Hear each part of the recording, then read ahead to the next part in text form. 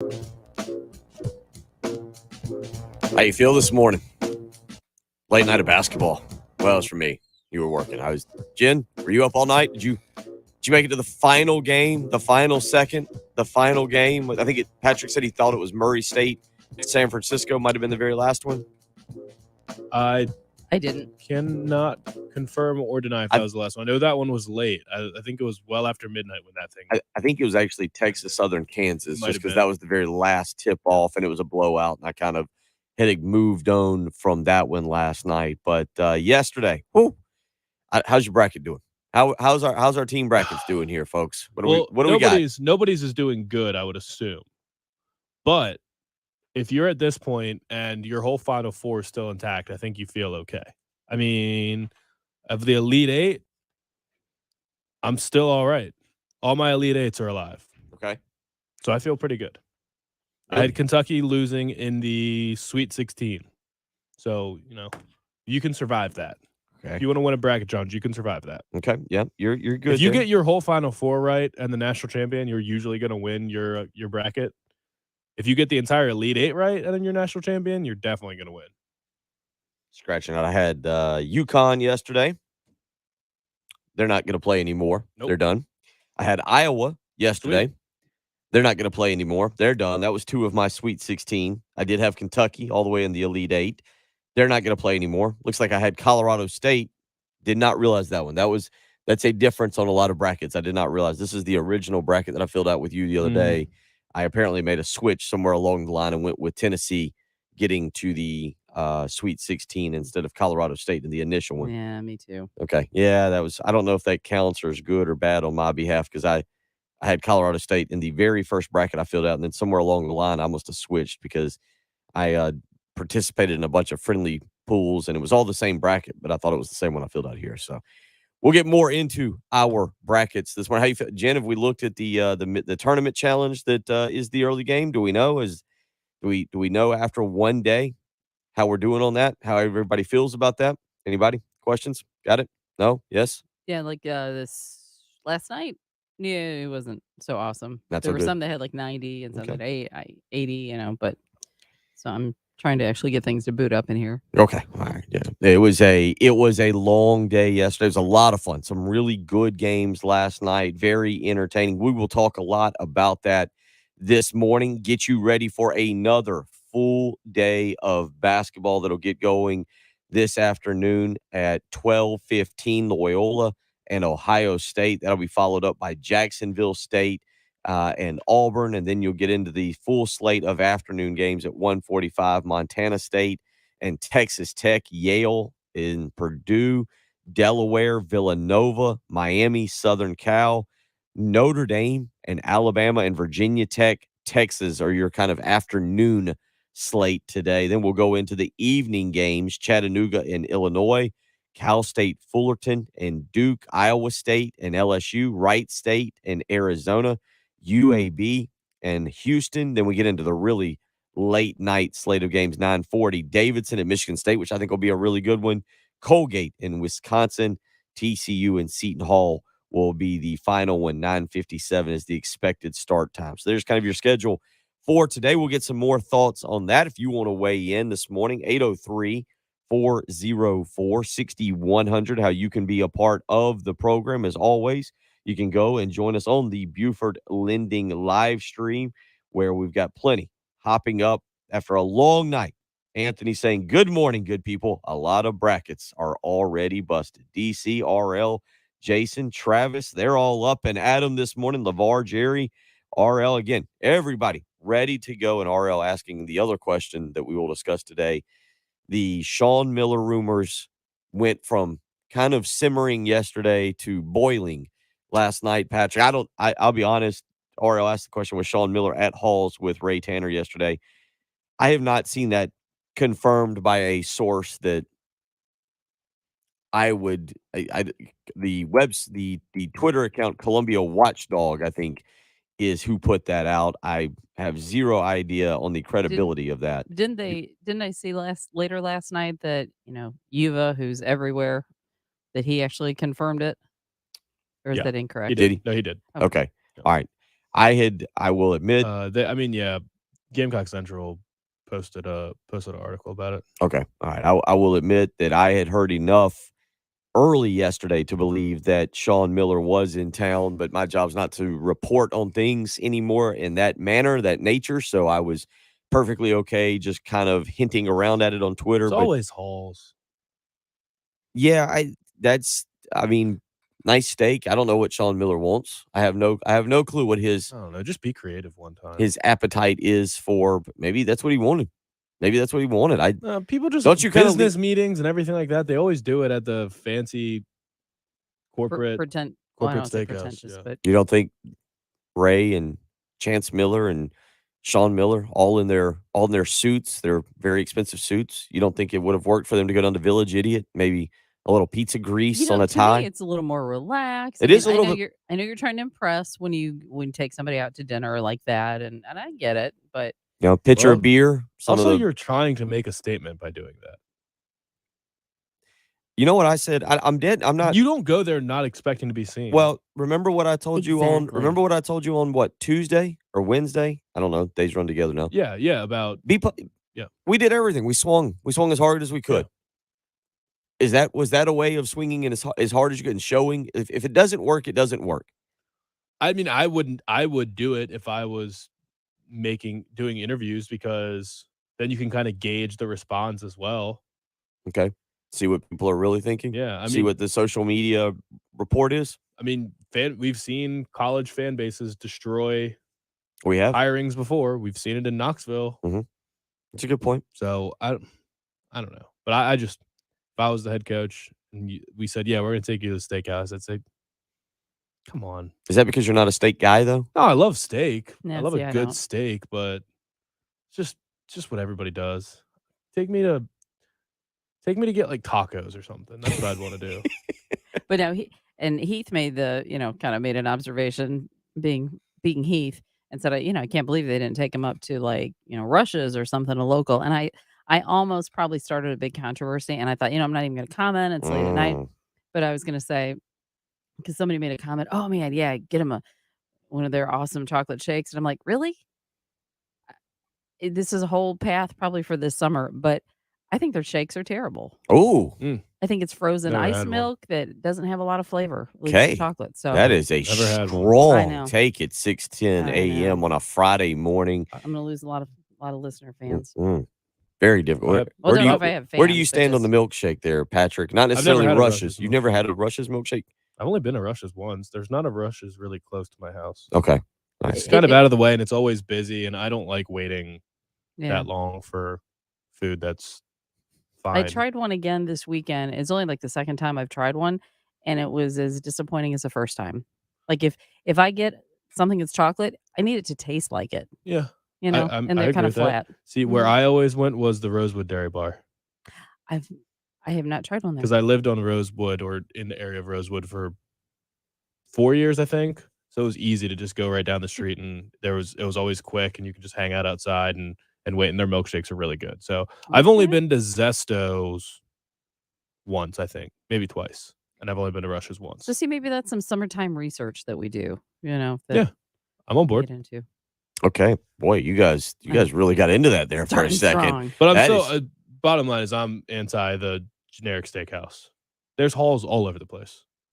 Go somewhere unique. Okay. All right. Okay. All right. You guys, that's a very good start to the Find out what he program here. likes. Find out, does he like Chinese food? Does he like Mexican food? Does he like pasta? I don't know what Sean Miller's background is. I mean, he's from Western PA. So I don't know. Okay. Get him a pierogi or put French fries on a sandwich. Yeah, I was thinking hoagie. Yeah. This is a very interesting start to the program. Robert weighs in on the text line and apparently is just in a full agreement with Jen. Says I tell everyone that their milkshakes are trash. So okay, so we are off to some kind of start. 12 minutes into the program, we will probably not hold on to that conversation, as Jen said, more of a summertime conversation there on the milkshakes. Totally understandable, because yesterday was a really good day of college basketball. Today, again, will be another day. The Sean Miller news. We'll continue to go down that path because, Patrick, we've talked about it. Sean Miller, seems to be a little polarizing as it pertains to what fans want from their program, and that's kind of interesting. But it looks, as we sit here at 6:13, based on what I've heard now, based on what we kind of seem to be looking or hearing from the university. You mentioned it, yeah. If you go to Halls, you know that you're going to be Yeah. spotted. And you know what? I don't really care about that. I think Ray Tanner and Chance Miller, that was the right thing to do. And maybe you're right. You make a good point, Patrick, about maybe you do it from the public standpoint to see what the feedback is. Hey, without flying a banner over Columbia, without doing the old Myrtle Beach banner thing, without flying a banner, this is your flying of a banner. You go to Halls and then you see what the public reaction is, what the natural reaction is to Sean Miller being in town. And certainly, I think, according to the poll you did, 70% were all in favor of him being the guy. 77%. 77%. Certainly, we've seen some of you on the text line who are not in favor of him being the guy. Either way, right now, it's kind of looking like Sean Miller right now is the leader. And look, that would be the hire that would get everybody talking, good or bad. That would be the hire that puts South Carolina on the national map as it pertains to information. What he does with winning games and so forth and so on is a whole nother story. But South Carolina would be the talk of the offseason and Sean Miller's return to college basketball. We'll continue talking about that this morning. The other major news from yesterday, Patrick, is the Desean Watson news. It appears that he's at least down to 2 teams. Neither of them are very intriguing to me. I was pulling for the Browns or the Panthers. It looks like now potentially it's the Falcons or the Saints. I'm not even sure Desean Watson was the biggest NFL news yesterday. What did I miss? What am I forgetting? You missed that Devontae Adams was traded to Oh, the no, Raiders. we did. We talked about that last night at soccer. We were at soccer practice, and one of the kids is a big Raiders fan, and we brought him over. We stopped a scrimmage, just See how completely much stopped money he's everything. making? I did not look at the contract details. 5 years, $140 million.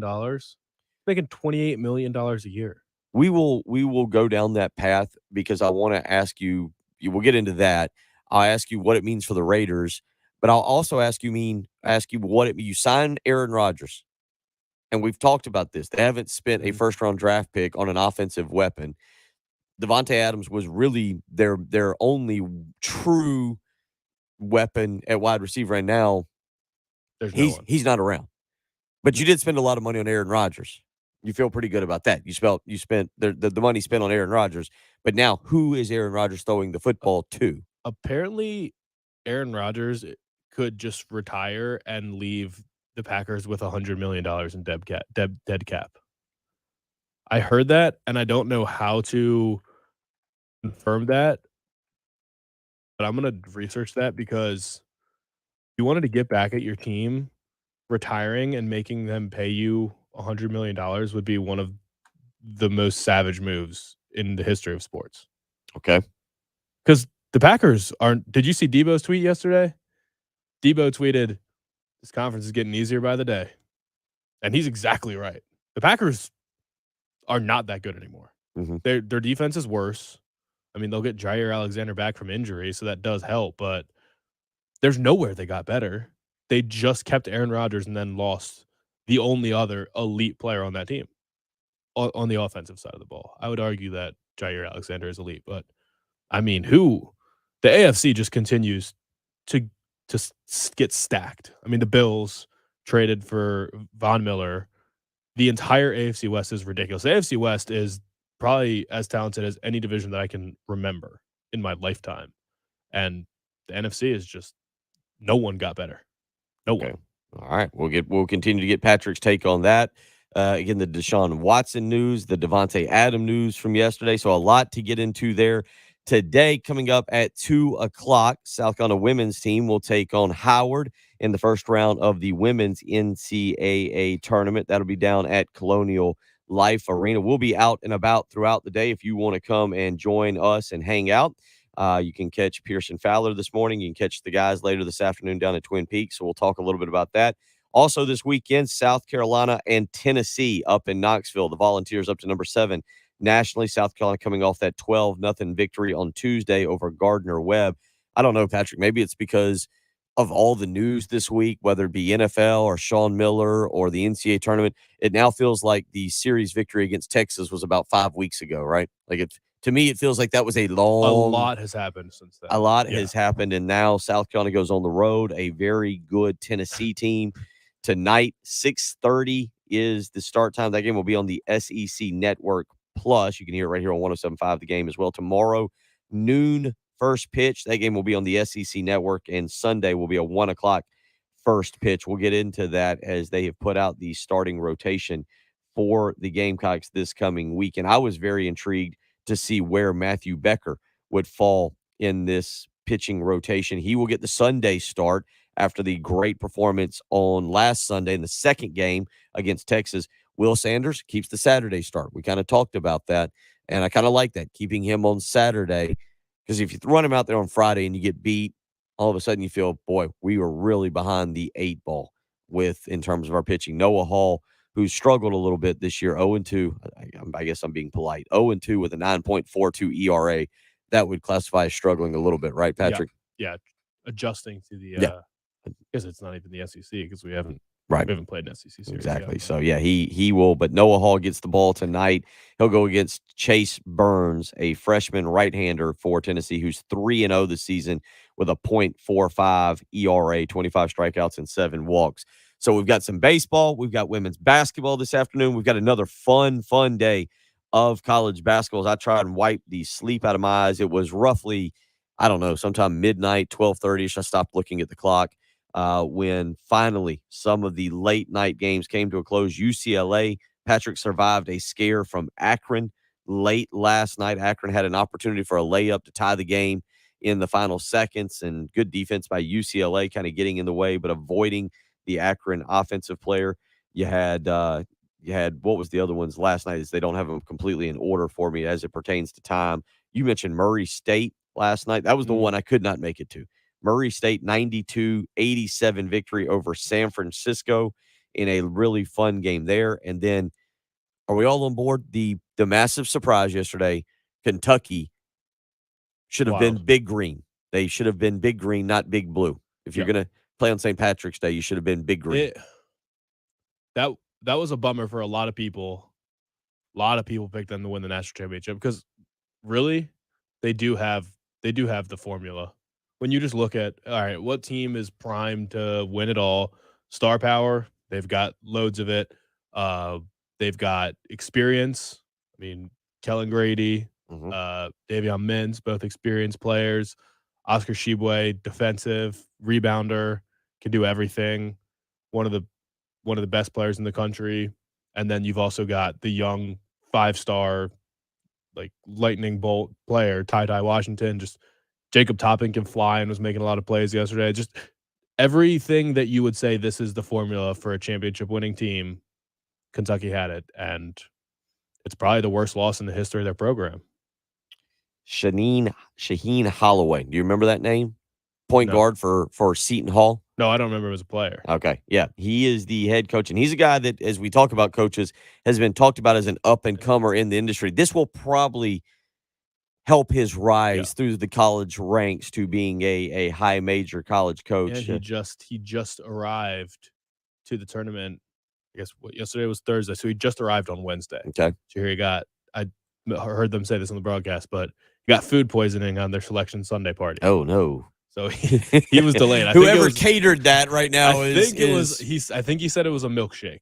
Oh, okay. I got him. Speaking of milkshakes, now that we're on this up, I'll Google and see if there's a tweet about that. But yeah, it is a school, St. Peter's, with an enrollment of 3,500 students. That's made half as many NCAA tournament appearances, 4, as Kentucky has national titles, 8. And Kentucky goes down hard last night, and in the process probably messes up a lot of brackets. 803-404. Did Kentucky losing end or ruin some of your brackets yesterday? We'll get into that and discuss a little bit more. We'll get back into that NFL news and certainly what now appears to be brewing with South Carolina basketball and Sean Miller, the former Arizona coach, appears to be or was in town or still is in town. Maybe he's listening right now. Who knows?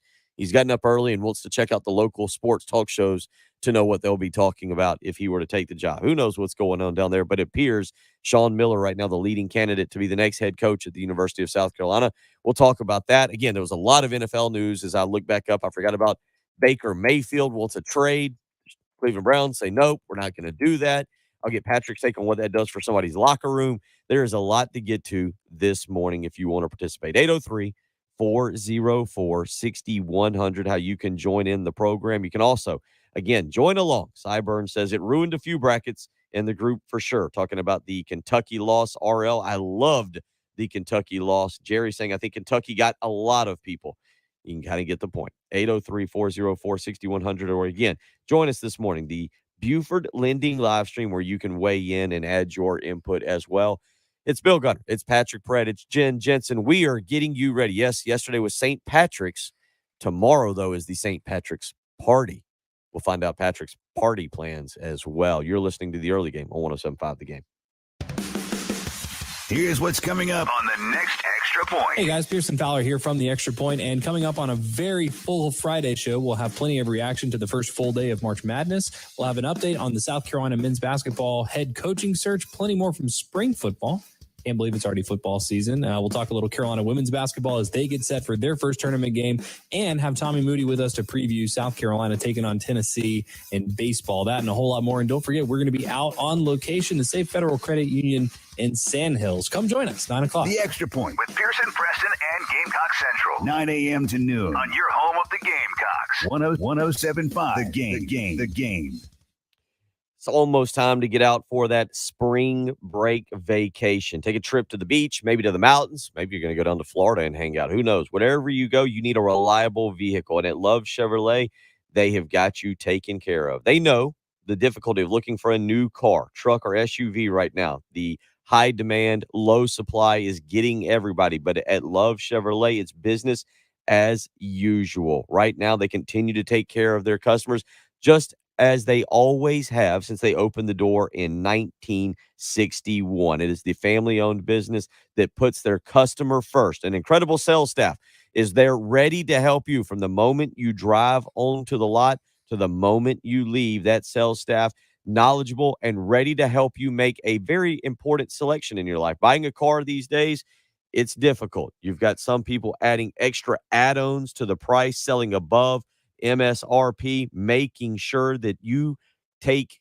that they get your money. That's not the case at Love Chevrolet. They're there to make sure you get the best deal possible. So you go visit Love Chevrolet, I-26 in Harbison between Lowe's and Frankie's Fun Park. Check out that great inventory of vehicles from Tahoes to whatever else you may be looking for. They've also got an incredible certified pre-owned lot as well. It is South Carolina's #1 volume Chevy dealer. You can also contact them on the web, lovechevy.com. Get out to Love Chevrolet and find new roads.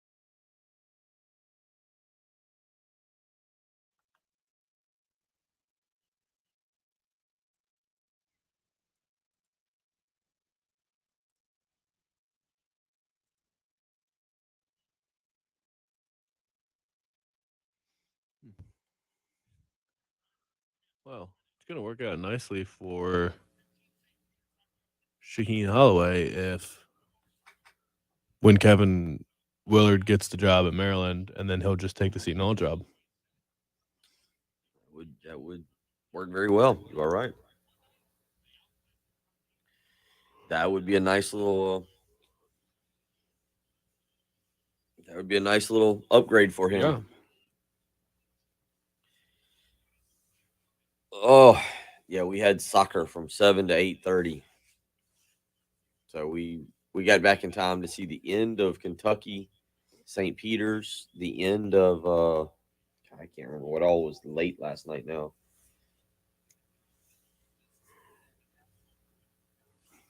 What all was late? Oh, San Diego State, Creighton.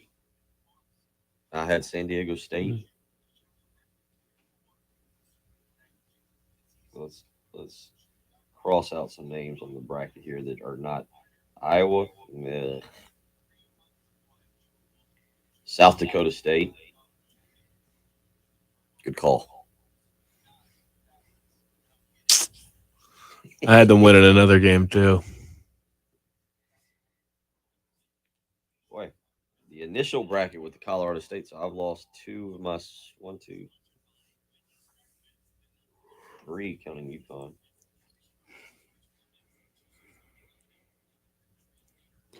I'm mad because I had Michigan and then I changed it at the last minute. Oh.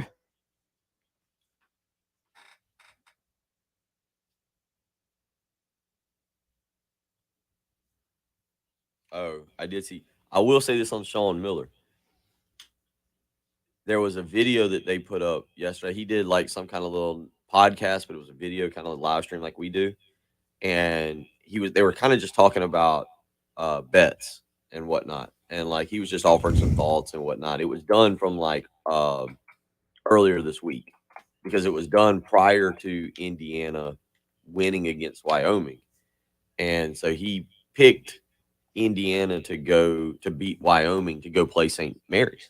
And he talks about the Indiana fan base is like it's an awful fan base. He's like, as soon as they're down 2-0, the Indiana fans turn on their coach. And he's like, at halftime, it'll be a full-on. He was talking about the playing game. He's like, it'll be a full-on Wyoming crowd, even though Bloomington's closer to Dayton than Wyoming. He's just ripping on the Indiana fan base. He's like, they'll win.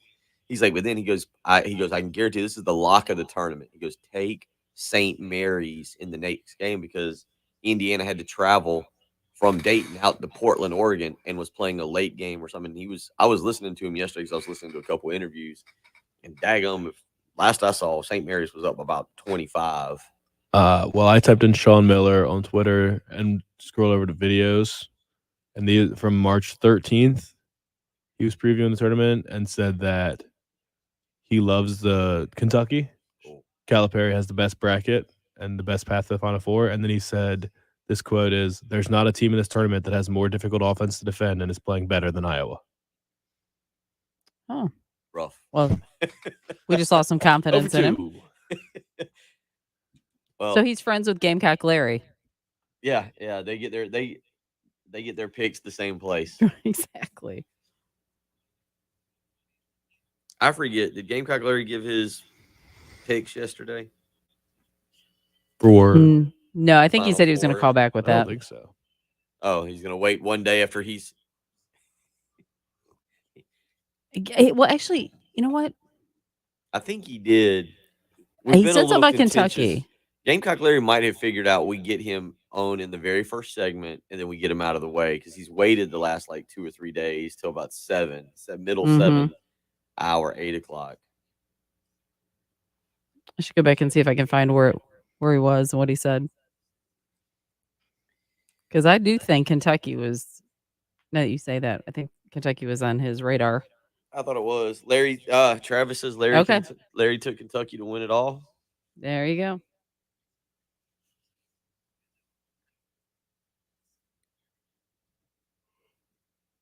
Seems fair. Trey says, yeah, he did say something about Kentucky. Yeah, okay. That's our guy, Larry.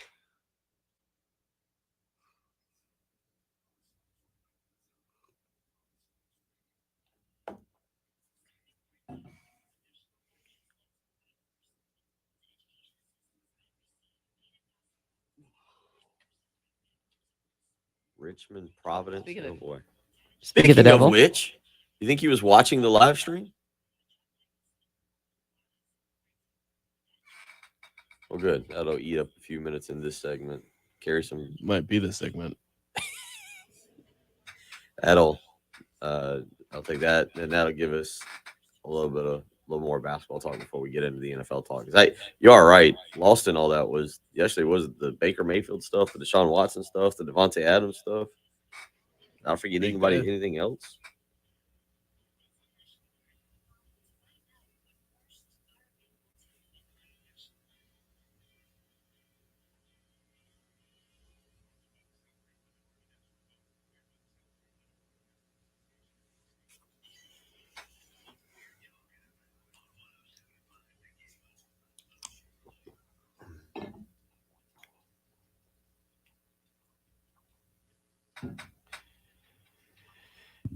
Friday morning, March the 18th, and we are hungover with fun after a really good. And we've been calling this, Patrick. We've been on top of this for the last few months. We've said that college basketball is in a really good place. That the yeah, I know that they went through some bad stuff with the shoe companies and the one and dones, but the parity in college basketball, and there's some really good teams.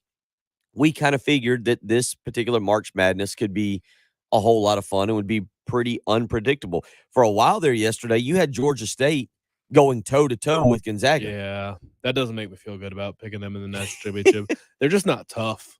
Yeah.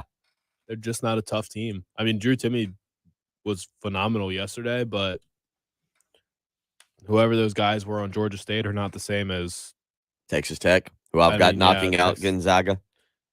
And all the way through Texas Tech or Baylor or Purdue or Illinois or Kansas. I mean, yeah, just those teams, just the path that I have Gonzaga going through is Texas Tech. Then they'd have to play Purdue and Zach Edey. No way that Chet Holmgren or Drew Timme are going to be able to feast on Zach Edey like they did against Georgia State. And no way they'll do it against David McCormick of Kansas or Kofi Coburn. So it's not going to be easy. Not sure this is the year for the Zags. Ooh. Not feeling confident in that pick. That was a very entertaining game. Austin filled out a bracket Wednesday night, and his pick was Georgia State. He had Georgia State knocking off Gonzaga. He actually had a legitimate Final Four. Like, it wasn't just he had Texas Tech in there out of the bracket. He's got I think Illinois coming out of the South. He had Kansas. I think I'd have to go back and look at his bracket out of the Midwest, and he had Kentucky out of the East. Like, he ends up with his bracket ended up okay, like, because I always start when I look at a bracket with a bold pick. I always start in the upper left-hand corner when I look at someone's bracket, or when I look at a bracket. It's just where my eyes instantly go to. So when he handed me his bracket on Wednesday night, the first thing I see is Georgia State, and I was like, oh, it's going to be one of those brackets, like where like you let the animals pick it, or I don't know, whatever. No, doesn't UMBC change that, though? Because before that, if you saw somebody and they picked the 1 versus 16 seed, you were like, okay, well, that's just dumb. It's never happened. You can't pick it because it hasn't happened. Now it's happened once. Is it still you completely can't pick it? Or do you now feel a little bit more confident saying, I'm throwing a dart here? Nah, he's 9. He's 9. I give him a break. But when I saw that one, I instantly was like, all right, I don't know where he's going with this. And then I looked at the rest of his bracket. I was like, all right, and he told me he'd spent some time like studying it, picking some things out. So I was impressed with him, but he took a shot. Then I didn't know what to do yesterday. It was a 2-point game, and I think it was tied. It was tied with about 11 minutes to go. Mm-hmm. And then Gonzaga went on a huge run and blew the doors off of Georgia State. But I didn't know whether I should tweet out that he had a pick and maybe run the risk of jinxing him, or if I should just stay quiet, just stay quiet on it and let it play out. I elected to stay quiet, and that kind of worked out because they ended up losing big. Again, the other one yesterday, I had Vermont knocking off Arkansas. That was a really good one last night, 75-71. Yeah. Late game there was very entertaining to see. The Connecticut loss yesterday, that was the other big one. Connecticut and Iowa, 2 5 seeds, going down to 12 seeds. New Mexico State last night. Did you watch? You didn't get to catch any of that. New Mexico State had a player that was very confident in their victory. He wanted to brag, and he made sure to point out it was New Mexico State's first victory in the NCAA tournament since like 1970. I don't know if that was factual information, but the player in the postgame interview was very pumped up. He was dancing in front of the crowd. He was taunting some Connecticut players as the clock ran down. Officials had to go over and tell him, like, hey, buddy, we get it. You're happy that you're going to win the game. This is not how you act, though, to the opposing team. You've been there before. Yeah, which they hadn't. He never had. So, but you can pretend like you have. It was something else. Kansas rolls last night. Kentucky, the big loss. So we'll continue on with that again. Coming up today should be a fun day of college basketball. Another entertaining day. I think every game out there. You're right, Patrick. I do think now you pay a little bit more attention to the 16-1 games. The Arizona Wright State game today, and what's the other one? All 3 other ones played yesterday. Kansas, Baylor, and Gonzaga advanced. So you do pay attention to the last 1 versus 16 game this year. Yeah, it's just there's a couple generally main rules for filling out your bracket. Is you gotta have 1 12-5 upset in your bracket. It's got to be there, and the other one is pick all the one seeds to beat 16s, and you'll at least get through the first round relatively safely. Can't do that all anymore. We will get more into the schedule for today again as we kind of roll through again. The first game this morning will be, or I say this morning, but 12:15 today, Loyola and Ohio State. That game will actually be played up in Pittsburgh. Reminder, there is regional play up in Greenville, Jacksonville State and Auburn, Miami, and Southern Cal at 3:10. Jacksonville State, Auburn at 12:40. Miami, Southern Cal at 3:10. 7:10 tonight, Cal State, Fullerton, and Duke. And then the late game at Bon Secours is Davidson and Michigan State. So you can't actually get up the road if you don't want to go over here and catch the women's game at 2 o'clock. You can't actually get up the road and go catch some of that. I'm just if Cal State Fullerton beats Duke, oh boy, it will be the greatest tournament ever. Does Krzyzewski say, wait, one more year? I didn't win my home finale. No. I didn't win the ACC tournament, and I got knocked out. Krzyzewski basically says, I'm sorry, I was wrong. One more year. I meant I was leaving 2022, 2023, right? No, because at that point, Duke will say, we don't want you. Oh, really? They're just like Kentucky fans are already ready to run Cal out of town. It's true. I mean, we got a text, ironically, from FSU Joe. Chris, FSU Chris, saying our fan base wants Coach Cal out. So I guess he's a Florida State football fan and a Kentucky basketball fan. That was what I assumed, yeah. Chris, you got to explain yourself. Why? Or why? Why are you fans of those? Don't make us do work this morning to go back and figure out there where are FSU a lot of Chris. people that just say, "Oh yeah, It's like what Drake gets made fun of. You've seen Drake being a bandwagoner. Yeah, I've seen that. He's a Alabama football fan, a Kentucky basketball fan. He likes the Yankees, or what if there's a Canadian team doing well, he's out there. It is fair weather fandom to the max. So I need Chris to explain a reason why he's not one of those. All right, we'll get that. FSU Chris should not be complaining about our coach. Yeah, he might have to be Kentucky Chris now. 803-404-6100. How you can join us this morning, Jen? Let's get out to those Love Chevy Fallons. Let's go out to David first, who wants to talk about his brackets. David, how you doing this morning? Pretty good, man. That FSU Chris sounds a little bit like Corn Blue. Just all over the Corn Blue's the Corn Blue, just like whoever the best is at whatever sport, that's him. Like whatever the best curling team is, I guarantee you that's Corn Blue. He is a Packers fan who's never been to a Packers game. I do agree with you on that. Oh, he's Packers, Yankees. Like I can't remember. I think probably like UCLA, Lakers. Whatever the best team is in every sport. That's Corn Blue. I think currently he's a Tampa Bay Lightning fan as well. So, there were a lot of tweets after the Lakers won the NBA Finals a couple years ago saying congratulations to all the Dallas Cowboys fans out there, because there are so many Cowboys, Lakers, Yankees fans. Those are the worst. And so I was calling about my bracket. I was feeling really good yesterday. I mean, this is the first time in 30 years or whatever of doing brackets that I went 8 for 8 to start my bracket, which I felt pretty good about. I'm still tied for number one in my pool, but at that point I was number one by myself, tied with one other guy for number one, and there's 77 people in it. It's a pretty good little payout. So I was feeling pretty good. It came back to reality a little bit in the evening games, but there's 2 points I wanted to make, and I'll tell you what my bracket is, see what y'all think off the air. But Patrick, you got me feeling kind of skeptical now about I got Gonzaga beating Tennessee in the finals,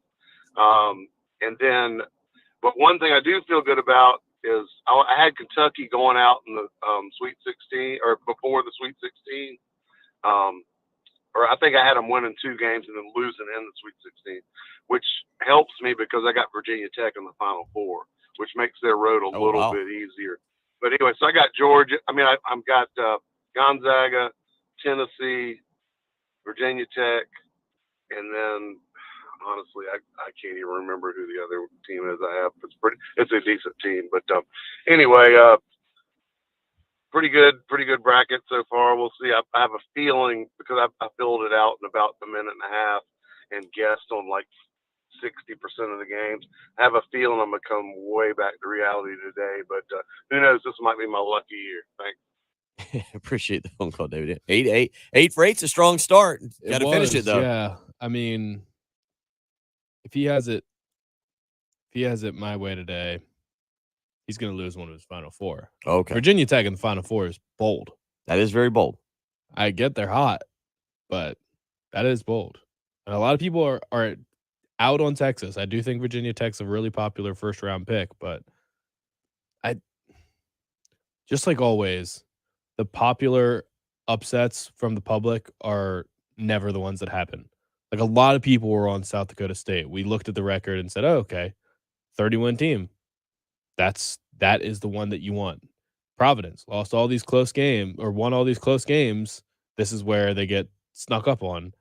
Didn't happen. Nobody said, you know what I think is going to happen? St. Peter's is going to beat Kentucky. Do you know where St. Peter's is? Did you hear it yesterday? I actually just read the article and still have already blanked on where it was at because I was reading about the enrollment of the school. Where is it at? Jersey City, New Jersey. Okay. Basically New York City. Okay. All right. Well, they were the shocker of yesterday, and they continue. I think that little guy with the mustache might end up being a breakout star if they can make a little bit of noise in the next game. I'm pretty sure we may have heard screams or cries of pain or something from Kerry Tharp. Oh, yeah, that's I think his team. Really? So, oh no, might want to send a basket to oh Arlington. well, that's a good. Well, I'll in honor, I'll pull for his NASCAR pick this weekend. What a guy! I am what a gentleman. I'm just delirious from lack of sleep last night, staying up, and honestly, the night before where I tried to make it to the end of the Rutgers Notre Dame game, back-to-back nights. I'm glad tomorrow is a Saturday morning. My Saturday plans have probably changed drastically from what I thought they would be on Tuesday, where I was like, yeah, I might hit up 5 Points, go see Brian Glenn, hang out at the Village Idiot, catch Blues Travelers down in 5 Points for St. Patrick's and 5 Points. Nope, I'm thinking I'll be at the house. I'm thinking Saturday I'll be stretched out at the house. That's kind of where we're leaning now. Old man schedule. Yep, and we're evolving quickly. 803-404-6100. You can weigh in. When we come back, Gamecock Larry has to explain his Kentucky pick. Also, could be Gamecock Larry's last week as a Gamecock basketball fan. It's true. We have to get his take on the potential news Sean that Miller Sean Miller announces a hire. He said he's not going to support the team anymore, I think. We got to find that out. We got a lot to get to this morning. A lot of NFL news. I was listening to the little promo that we had too. Totally forgot. South Carolina football's got spring practice going on. Talk about it doesn't even matter at this point. You talk about a busy time of year and a lot of fun. I forgot there was a baseball series. You think I'm worried about spring practice right now? That's all the fun we're having. I literally forgot that South Carolina was going to play baseball this week. I guess we should talk about that. NCAA tournament is taking up the majority of our mind and keeping us up late at night. You're listening to the early game on 107.5 The Game.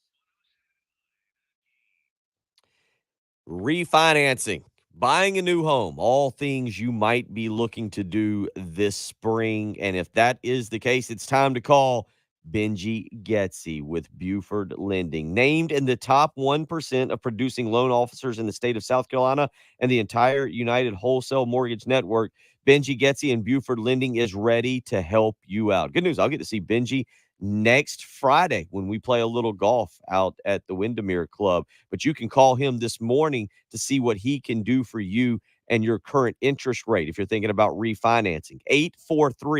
843-524-2404. If you're purchasing, you need to shop your rate with Benji Getsy and Buford Lending. He can get you a lower rate, which will give you more buying power. So call Buford Lending today. Get a free evaluation of your current mortgage status or what could be for you if you're looking to be a first-time home buyer. 843-524-2404. We all understand the interest rates right now are rising a little bit. They're not where they were at during the pandemic, but they're still really good. It's still an excellent time to make a purchase or to refinance. So if you've been thinking about moving, if you've been thinking about refinancing, don't wait any longer. Call Benji Getsy today, 843 524 2404, or you can visit them on the web. Buford.mortgage is the way to do that. Don't hesitate. Call Buford Lending today for that free evaluation of your current mortgage situation. 843 524 2404. That's Buford Lending and Benji Getsy.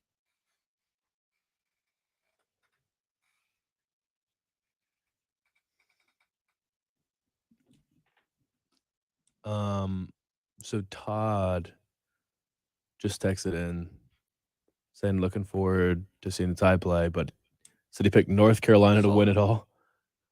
What would be better or funnier? Duke losing to Cal State Fullerton or meeting North Carolina in the Final Four and losing? Duke losing in the first round. Cal State. A first round exit. Right out. What about losing to Michigan State in the round of 32 or losing to North Carolina? No, the worst one is actually because Davidson is from the state of North Carolina, and they've always been, tiny little brother. Yeah. Well, nothing could be worse than losing to a 15 seed again. Yeah, I mean, that's the bad one. That's the really bad one. There probably aren't that many coaches that have lost to 15 seeds twice. That's a pretty rare occurrence. Olsen, maybe. I feel like they did, but maybe I'm just thinking of one. He had a run of games, but you might be right.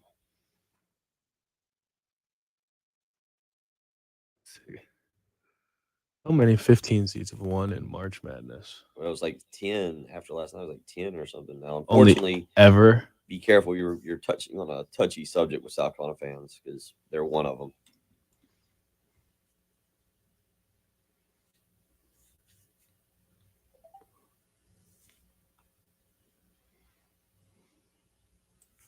All right. So you remember the 2 seed that K lost to in 2012, right? Yeah, they were talking about yesterday. CJ McCollum and CJ McCollum had 31, and now all of a sudden, I'm not sure if I remember who. Starts with an L. Oh, Lehigh. You know where Lehigh is? No. Yeah, it's Western PA as well. Okay. What are the odds that you remember? Because that was when two 15 seeds won on the same day. What are the odds that you know the other one that happened on the same day? This would be a great pull if you could somehow pull that one. It was 10 years ago. I remember it because I was sitting at the bar at Saluta's watching the games. They had the little TV up there in the corner. And I remember that. Who was the other one? Go ahead and give it to me. I'm not going to. Norfolk State was the winner. Did they beat? It wasn't Purdue. I feel like it was. Is it a Big Ten? That color scheme is right. The color scheme is right. Yeah. Black and gold. Yep. Missouri. Yeah. Who was that? Was that Phil Pressey? Who? Missouri. Who was Missouri's star player in 2012? Oh, I can't remember. Who?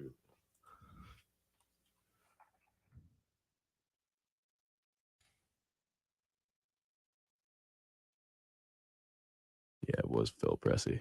Jenner, you in the Westbound. And Jordan Clarkson. Man, I forgot about him.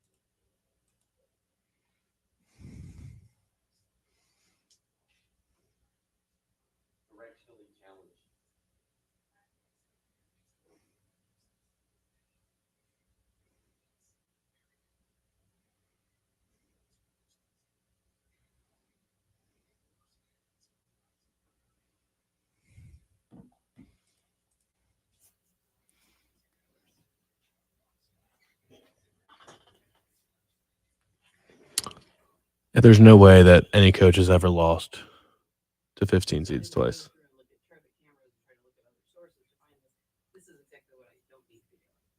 Yeah. It's not don't disagree with you. Chris Carson is supposed to do it next Friday when Ed is in here. I'm hoping that's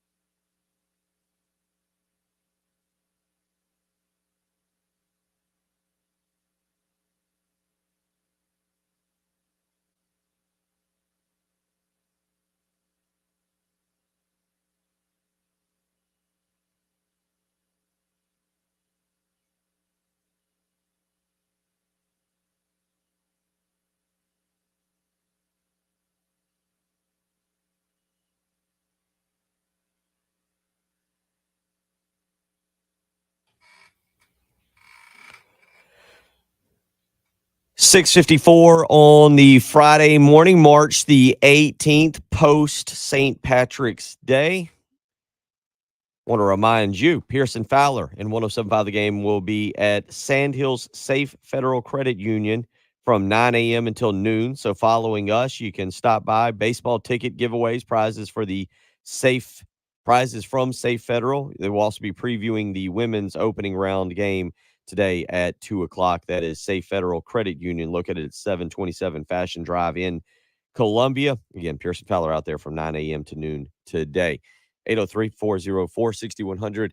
All right, Jen, let's get out to the one, the only Gamecock Larry, who, as Patrick's right, might just be Larry during basketball season if he's not going to support the basketball coach.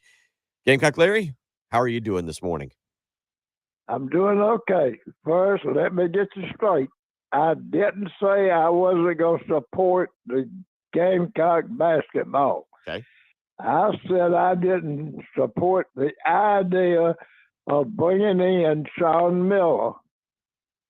But if I'm going to support the team, Lord, I guess I'm going. I ain't going to like it, but I guess no, I ain't going to do it. I ain't going to support Sean Miller, but I will support the team. Maybe the team can play without him. Well, that's what the blame Frank Martin said. Wow. Everything was Frank's fault because Frank couldn't. He couldn't shoot for him and all that. Maybe Sean can shoot for him. When they go to the Final Four, you're not allowed in the 5 points fountain. Oh, Lord have mercy. What you talking about? You and your white T-shirt are not allowed in the 5 points fountain when they go to the Final Four next year. Next year, it'll be. I won't be around when they go to the Final Four in 2094. I don't know, but let me get another thing.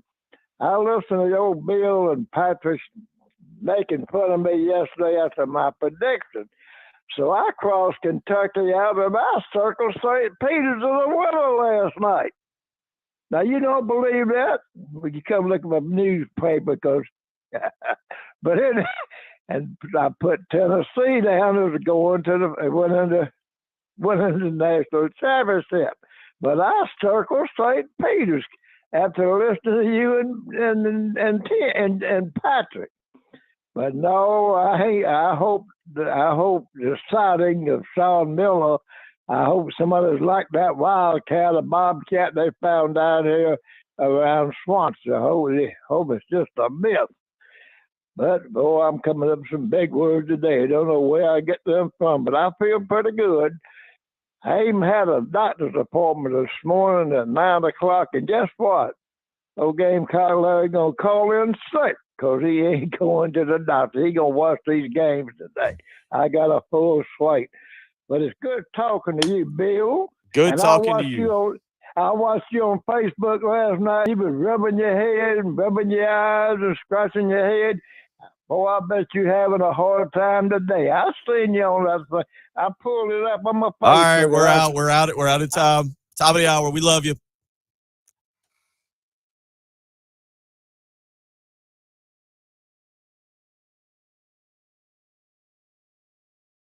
I figured that made the most sense to do.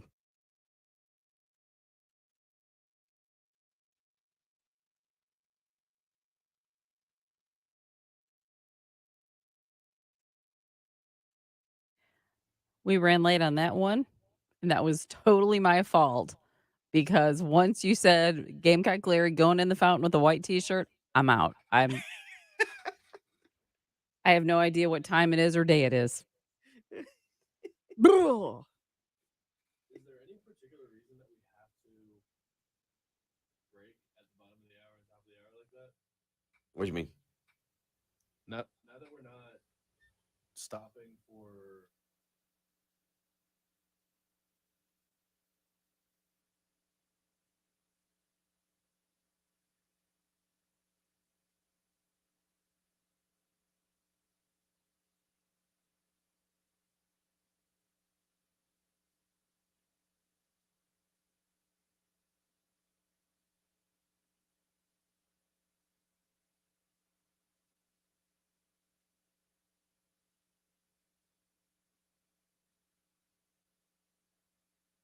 Okay. I mean, there's something about making sure that you get station IDs every once in a while, but we have plenty of those.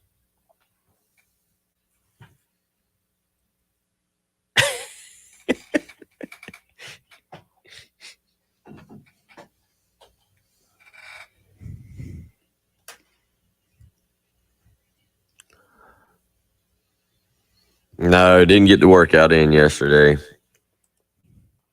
I didn't get the workout in. You gonna go to Okay, bar I 3 with see. me at noon today? No, whatever I'm doing today has to be done by 11:45. This is a shorter workout. It's only 45 minutes. Then I missed the first 10 minutes of the Loyola Ohio State game. DVR, go back and watch. DVR. What world are you living in now? We have one guy in the class. We'll put So up if a you were bet. there, it'd be We'll one and put a up half. bet in the coming weeks, and I will go to bar 3 with you if I lose. I will, because it's right after this, right? Typically, you go to On bar Mondays 3 I do right after this. 9:45. Huh? On Fridays I do a noon. I can do a do it, dude. 9:45 on I can do it. Mondays. Where's it at? Dreer Shoals Road, just down from that Publix. Huh? Like if you're going to go across the dam, turn left, Uh-huh. go past the Publix. Oh, I know what you're talking about. Way up there by the Publix and the Aladias. Just a little past that. Oh, I passed that place. Yep. Okay. I know exactly what you're talking about. All right. Yeah, we'll put something into works to have to go and do that. That'd be fun. You can, like I said, I'll let you do a 45-minute. Yeah, I'm not gonna do that today. Today will be a whatever I'm doing. I'm probably not gonna work out here. I'll probably go back to the house because the kids are at the house. There you go. And I'll probably go back there, and then I'll go to my other office and do what I need to there, and then start the day. I'd like to try and make it down to Twin Peaks just to hang out for a second. Too. I'd like to hit Twin Peaks, and I'd like to hit Village Idiot today.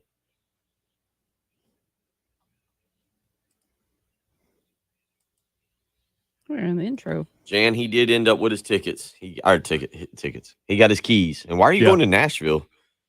Baseball game's in Knoxville. Going to the wrong town. CrossFit. You guys are. I do my own workout. Cardio, little elliptical for 12 to 15 minutes. And then just core stuff. Would have been convenient. Just have Jan grab my keys and bring them back. That would have been, yeah.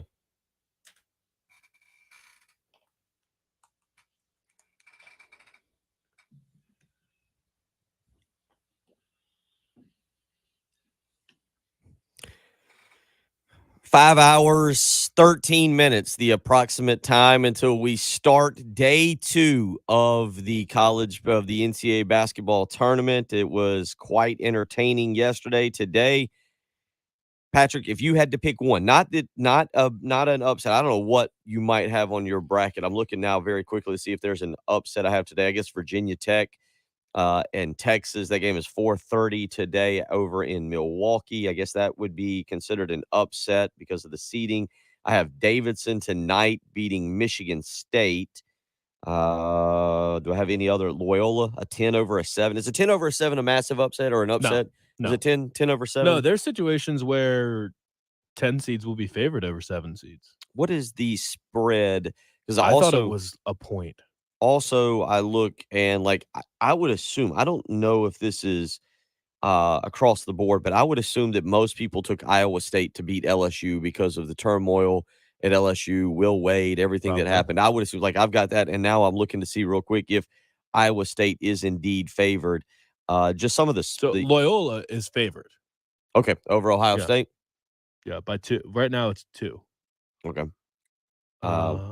Which one? LSU. LSU is a 5-point favorite. Really? Yeah. So It's actually looks like it's moved down to 3.5 since it opened at 5. that's that one's a little surprising. I need Iowa State. You need, yeah, Iowa. Well, I would just, I don't have Iowa State going very far. I've just got them getting to the next round, but every win would be much appreciated. Here's a bit of a shocker today. Illinois, who I think some of not, They're in my Final Four. Okay, they are in Patrick's Final Four. Just an 8-point favorite tonight over Chattanooga. Ugh. Chattanooga's good. Chattanooga led by Lamont Paris. Lamont Paris had been mentioned in connection with the South Carolina job. Illinois tonight, former South Carolina assistant Brad Underwood leading the Fighting Illini. They will play Chattanooga roughly around 6:50 tonight. And the Illini just an 8-point favorite in that one. Just a few other spreads. Arizona late tonight, a 21.5-point favorite over Wright State. Our buddy Brian Edwards, who did not do very well yesterday in his picks, Patrick was pointing that out pre-show. It was a rough day for Brian Edwards, but he likes UAB tonight. They are an 8.5-point underdog against Houston. That game set for 9:20. Our buddy Scott Hayes' Michigan State team, they are a 1-point favorite, Patrick, over Davidson, and it looks like that line's moved from Davidson originally being the favorite of 1.5 to Michigan State now being a 1-point favorite. Wisconsin, 7.5-point favorite tonight over Colgate. Seton Hall, and there was some coaching rumor news on Seton Hall yesterday. We'll get into that here in a few minutes. Seton Hall, a 1-point favorite over Jamie Dixon and TCU tonight.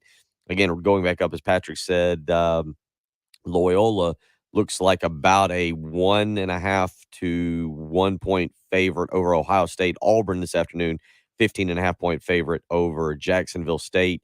Texas Tech, 15-point favorite over Montana. Purdue, 16-point favorite over Yale, and Villanova a 15.5-point favorite, depending on where you look, over Delaware. So just some of the spreads for today.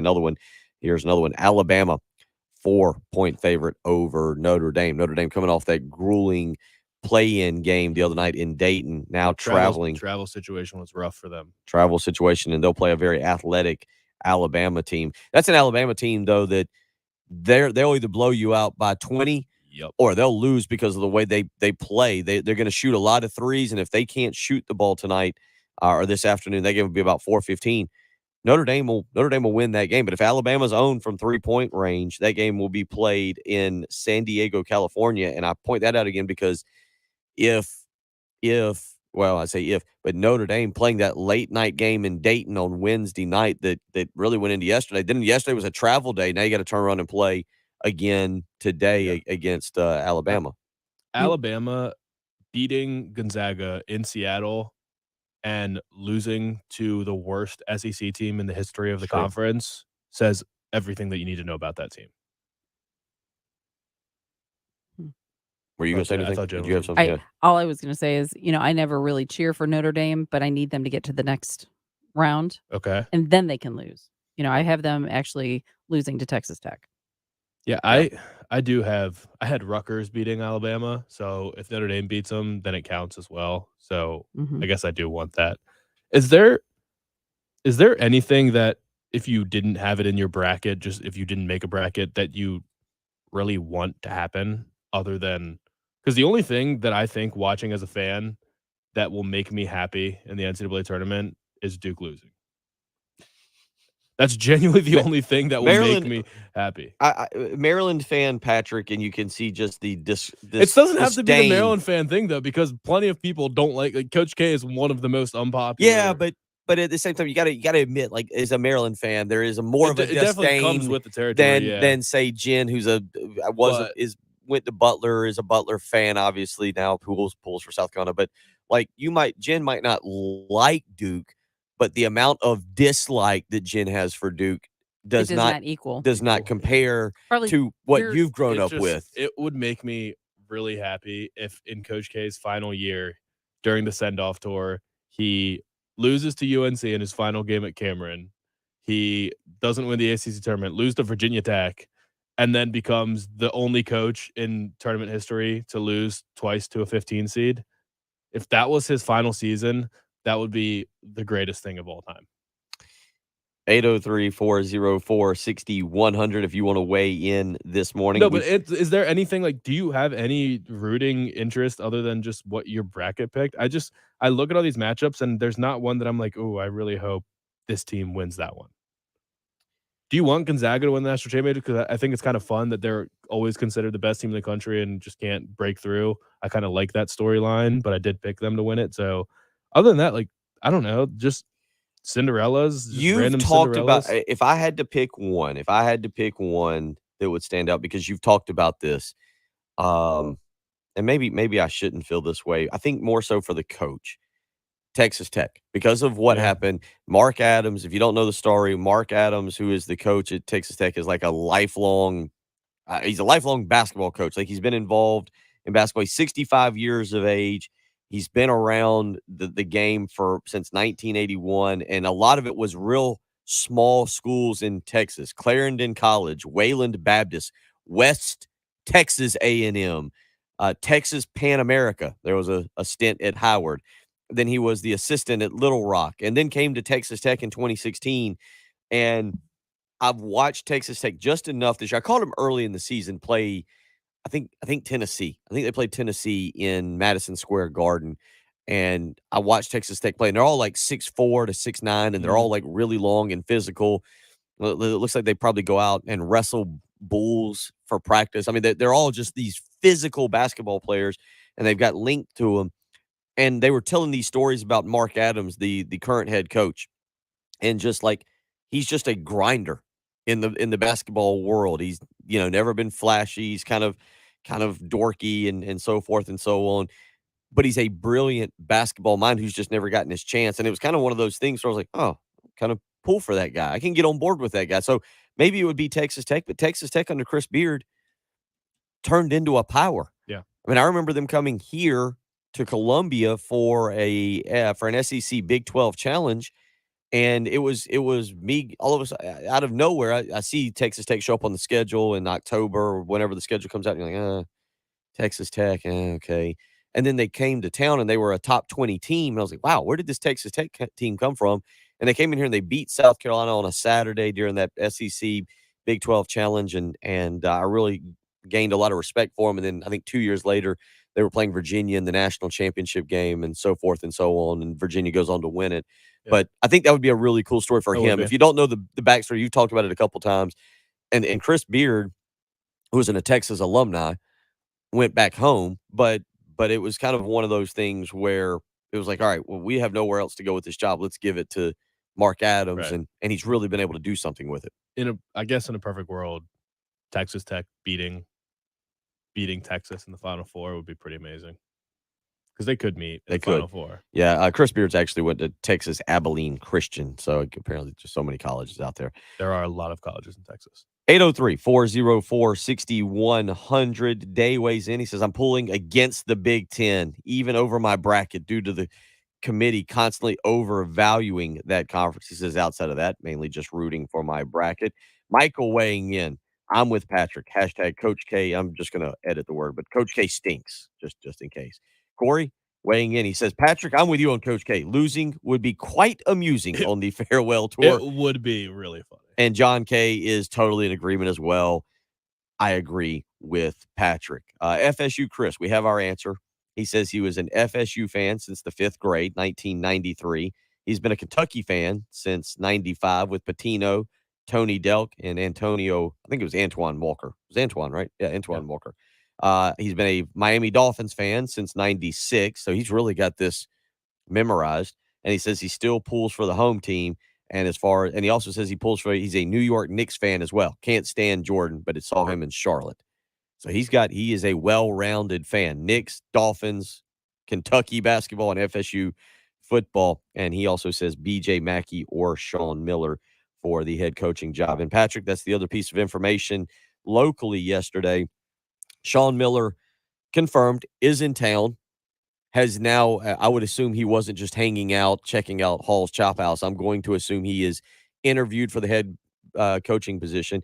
Talking with people last night, it is my understanding that this deal is pretty close, that South Carolina has kind of moved on from speaking with Sean Miller to now finding out what exactly could happen with him if they hire Miller and he gets some sanctions put on him. It's now more of a like, okay, like, are we going to have the basketball program burnt down if Miller's the coach? Is he just suspended for, let's say, half a season? Is he suspended for a season? Are we placed on probation? It's more of now doing your due diligence with what could come. Now, I read the allegations against Sean Miller. This is interesting, Patrick, because I read the allegations. I went through them yesterday. There was 5 allegations against Arizona basketball. Not a single allegation. Listen closely to what I'm about to say. Not a single allegation has to do with Sean Miller being caught on a wiretap talking about his payment, his personal payment, or $10,000, Nike's payment to DeAndre Ayton. That's not in there. That is not something he is going to be held against him by the NCAA. It's irrelevant. Okay, it is totally irrelevant. They have him for Mark Phelps and Book Richardson, the 2 assistants that got in trouble. The 2 assistants got in trouble. And where Sean Miller comes into play in this is the NCAA instituted a rule in college basketball where head coaches are held liable for their assistants. There's nothing in there where Sean Miller paid players. There's nothing in there where Sean Miller did well. The problem is Sean Miller is the boss and is held responsible for the actions of his assistant coaches. That doesn't necessarily have to make you feel better. I'm just giving you the background of what it is. Book Richardson and Mark Phelps arranged for academic fraud at the high school level to get kids into Arizona. Get them into Arizona. Get them qualified. Okay, 2 kids. Book Richardson arranged for that's allegation number 1. Book Richardson arranged for a payment to a prospect of $20,000. That's allegation number 2. Allegation number 3, Mark Phelps paid a player, a Arizona player, gave a player $500 for a plane ticket. Now, that one to me is the least of them because that happens. Kid wants to fly home, see his family, doesn't have $500. Family doesn't have $500. Mark Phelps gave the kid $500. The kid paid him back. But he gave him $500. That's allegation number 3. Gamecock Larry didn't want to see that kid get home for Christmas. Yeah, that's allegation number 3. Mark Phelps, the assistant coach at Arizona, gave one of their players. It's been redacted from the thing that I read yesterday from the letter of the notice of allegations. Gave a kid $500 to fly home to buy a plane ticket. The kid went home, saw family, came back and paid back the money, but you still can't give him $500. That's allegation number 3. Allegation number 4 is that then Mark Phelps tried to cover it up by telling the kid to delete a text message on his phone regarding the payment of $500. That's allegation number 4. Allegation number 5 against Sean Miller in Arizona is one that I didn't even know was a legitimate allegation, but you can go and read it yourself. Mark Phelps texted a prospective Arizona recruit, a kid that they were recruiting who was not committed. Text him, send him a text message. The recruit, who again, his name has been blacked out in the allegations, the recruit was going to the Adidas Nations Basketball Summit. These are just these big camps they have with the elite of the elite basketball prospects. Mark Phelps, the assistant coach at Arizona, sent a text message to a prospect asking him to help recruit 2 players at the Adidas Summit. I didn't even know that was a violation. There's your 5 violations sitting currently against Sean Miller. I honestly have zero problem with any of them. And by the way, again, Sean Miller's not named in them. Sean Miller's named because he is the boss. Now, did all this happen probably with his knowledge? Yeah, I'm not going to sit here and say that they were doing this all behind his back and he wasn't aware. But the bottom line is that's the 5 allegations. Now, there's some other things. There's 9 allegations against Arizona in the notice of allegations, 4 of them. There's some other ones throughout the program. I think a couple are against the I'm serious about this, the men's diving and swimming coach, and I think the women's coach maybe too. So Arizona running a rogue swimming and diving program out there as well. But there's your 5 allegations for those of you who talk about him being a cheater. Did he get caught? Yes. He's the head coach. He runs the program. That's how it is what it is. But there's what you're working with. I really personally, knowing college basketball as I know it, am not as appalled at all those allegations as some would make it out to be. Is it worse than what happened with Zion at Duke? No, not even close. And to be quite honest, people say Will Wade. Will Wade is the notice of allegations is that Will Wade, who is named specifically, which is why he is no longer employed at LSU, is named specifically as a guy who arranged for payments for players. Sean Miller is not named as a guy who is arranging payments. Again, yes, there is a federal wiretap catching him talking about a payment. It's not in the notice of allegations. It's nice that we have receipts of everything that everyone texted in, because if he gets hired and all this comes out, there's going to be a lot of people walking back their comments from yesterday or 2 days ago. Yeah. We'll see what happens. We'll continue talking about this. If you want to weigh in, 803-404-6100 is how you can join us this morning. We'll get into a little bit more of the Sean Miller stuff, and we need to hear from Patrick on the NFL. It was a monstrous day in the NFL. Some Desean Watson news, big NFL trade going on. Baker Mayfield, not a big NFL trade, and I want to know what Patrick thinks about Baker Mayfield now sticking around in Cleveland despite requesting a trade, and apparently the Browns saying they want an adult at quarterback. It can't really make you feel good if you're Baker Mayfield. So we'll get Patrick's take on the NFL as well. If you want to weigh in, 803-404-6100. It's the early game on 107.5 The Game.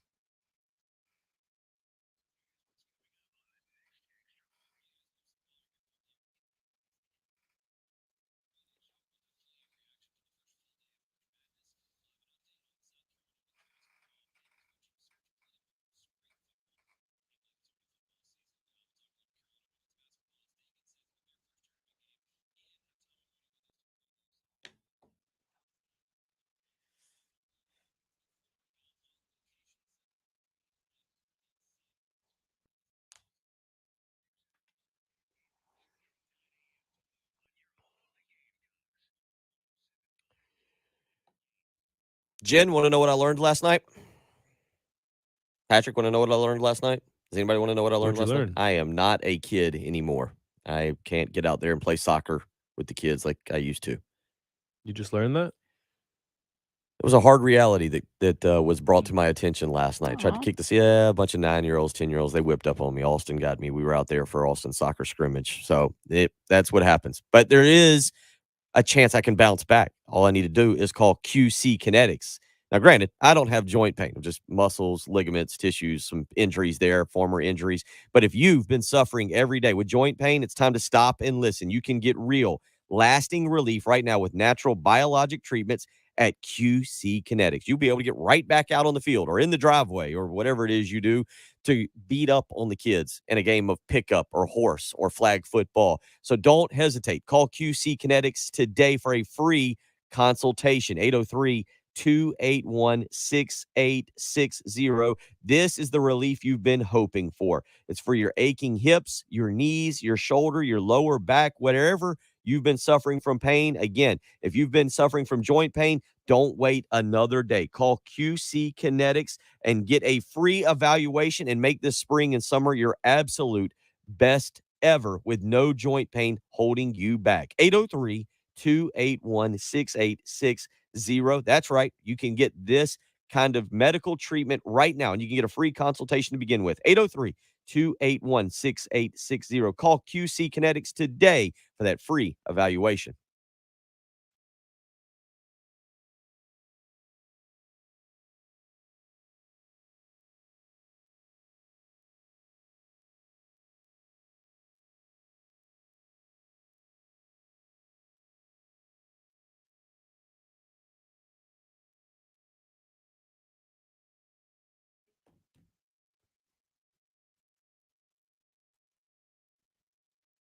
What does this look like to you?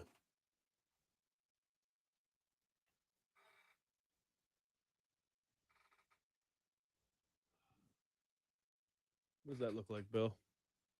What does that look like?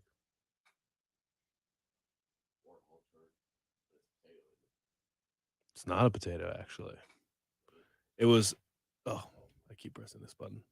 It was thought to be the world's largest potato discovered in New Zealand, and they named it Doug. But then Guinness came out to do the world record, and it turns out it's just a generic gourd that got an infection. So they took away the world's largest potato title from Doug. It's sad.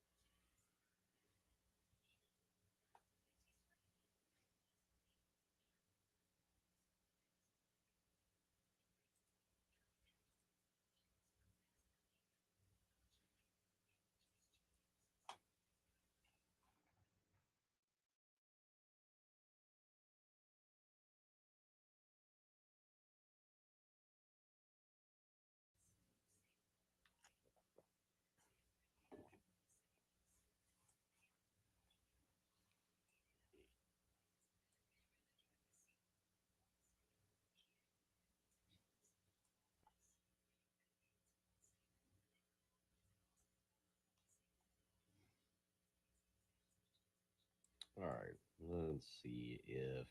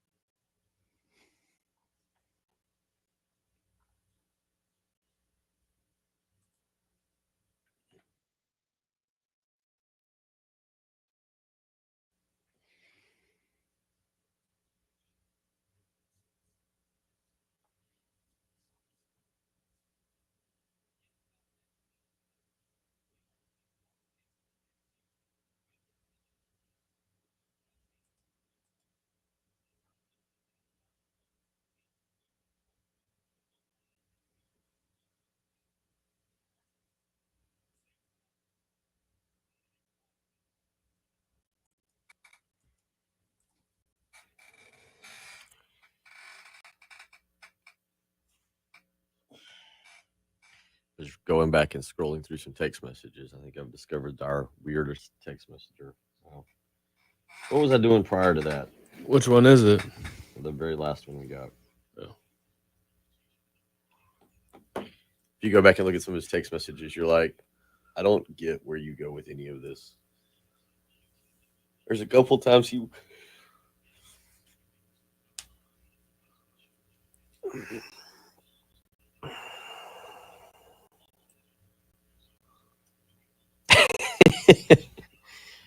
No, the Kentucky, they just lost to it. They lost to a 15 seed. They were a 2 seed.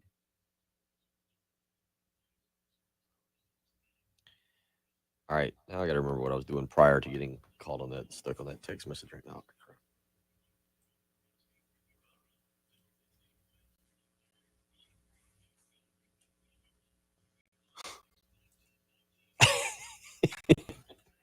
Yeah. Yeah.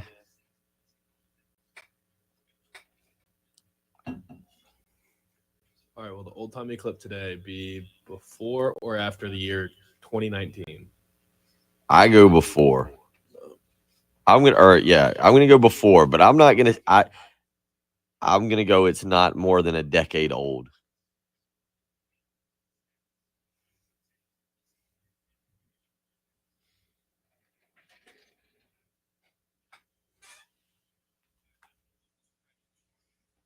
What do we got?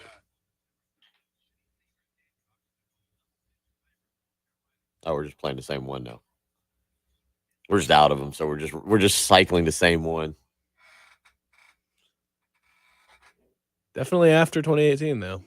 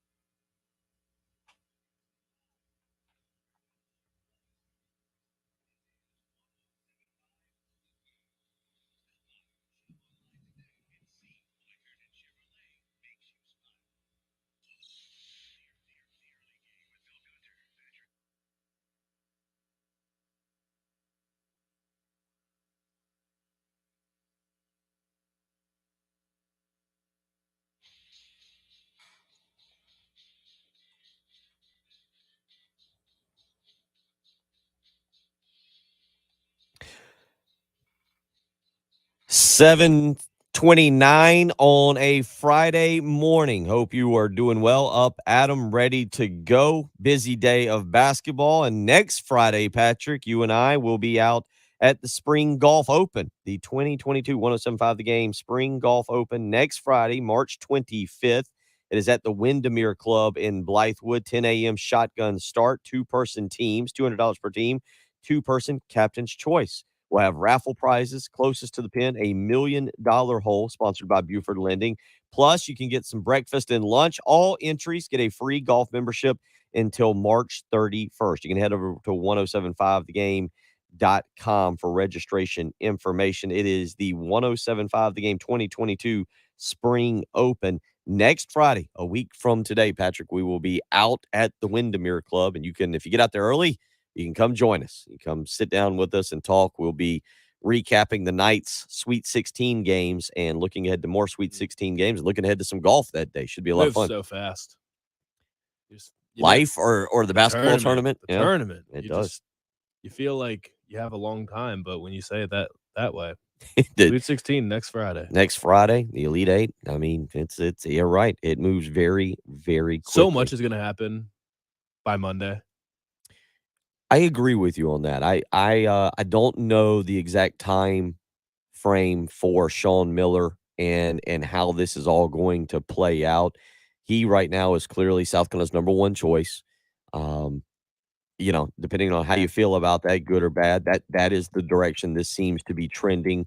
According to most people that I've kind of spoken with, the belief is that if it's not Sean Miller, Bob Ritchie will be the backup guy and could very well get the job if Sean Miller.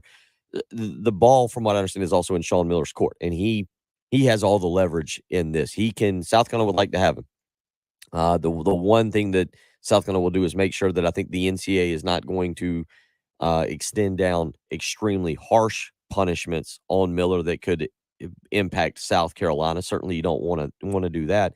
But again, if you're just basing it off of the notice of allegations, again, I got them right here in front of me that were presented to the University of Arizona. It does hold Sean Miller accountable because he was the head coach.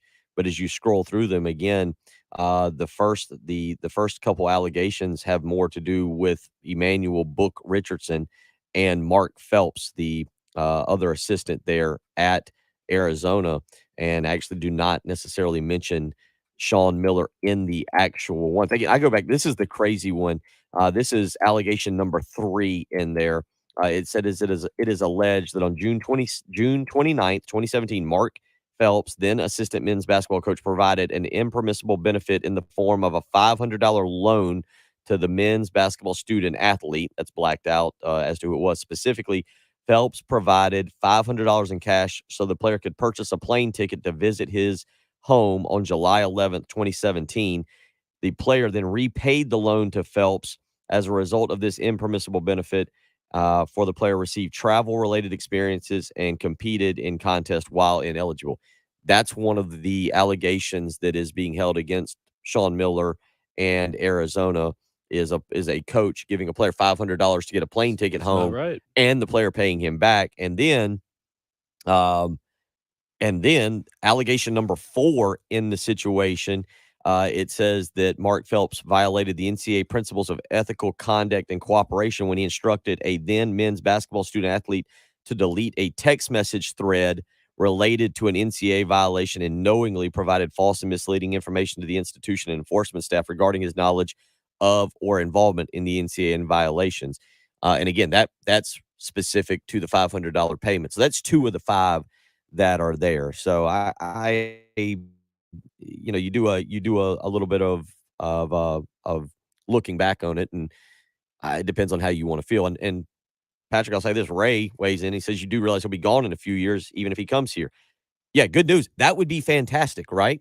If he's gone, if he leaves South Carolina, that probably means he's gotten to 2 NCAA tournaments, maybe more. He's shown that he's rehabbed his image. I think you would take that. South Carolina, I don't know. like that's what you don't want to. You want a guy who's going to get you over the next portion of the program building. South Carolina's been a winner. They've had winning records. They've had what is it? What did I say? 5 of the last 7 years they've had 500 or better records in the NCAA.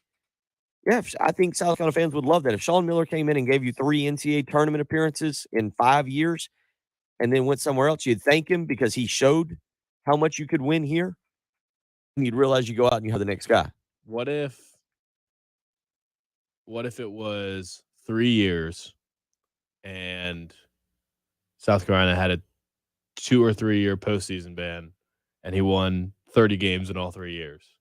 Then you wouldn't be happy about it. Well, but they wouldn't. I'll go ahead and tell you that if they find out that that's going to They be wouldn't what they're hire him. getting, they wouldn't hire him. Well, what's too much? 2 years. 2 years is too much. Yep. To me, everybody's got their own limit. Everybody's got their own opinion. A And 2 year postseason ban. yeah, you can settle for 1. You can take 1. You can definitely take if he ends up suspended for half a season or something. You can deal with that. Yeah, I mean, you haven't been in 5 years. So if you're saying don't give us we're not accepting anything with a postseason ban, or we're not hiring a coach that's going to give us a postseason ban, it's like, all right. Well, Yeah, I think you can take a 1 year. If that's what it comes the down. Panthers they're not going to play in the playoffs next year because they never play in the playoffs now. They stink. South Carolina basketball doesn't play the postseason. So what does it matter? Well, and you're making them. I think again, you're making the move with the intention, with the thought process is that Frank Martin gonna be better. Frank Martin was not going to get you to the NCAA tournament next year. That's why you made the move. Frank Martin was going to land G.G. Jackson. He was going to. I now more than ever know that. There was also the possibility that he was going to land another top 50 recruit. I'm told that I can't confirm, but I'm told that, and I have reason to believe that. But you made the move because you didn't think that next year he was going to get you to the NCAA tournament. That's why you fired him. That's why you moved on from Frank Martin. So if it's a 1 year ban, you say, okay, we didn't think we were going there anywhere, but you're telling me you upgraded the coach, but you didn't think that you were going to get there next year. That's how I read the situation. That's 803-404-6100. You can agree or disagree with me. That's how I read the situation. I don't even know if it was that you're not going to make the tournament next year. You moved on from Frank Martin because you haven't made the tournament in the past 5. They're not necessarily one and the same. Okay. So I we got to take our break though. 803-404-6100 is how you can weigh in. Larry does so on the Buford Lending live stream. He makes a good point. I watched Frank yesterday I think he was on the True TV broadcast, and yeah, he was fantastic. Still enjoy listening to him talk. We'll talk more about this and get into the NFL news next when we return. You're listening to the early game on 107.5 The Game.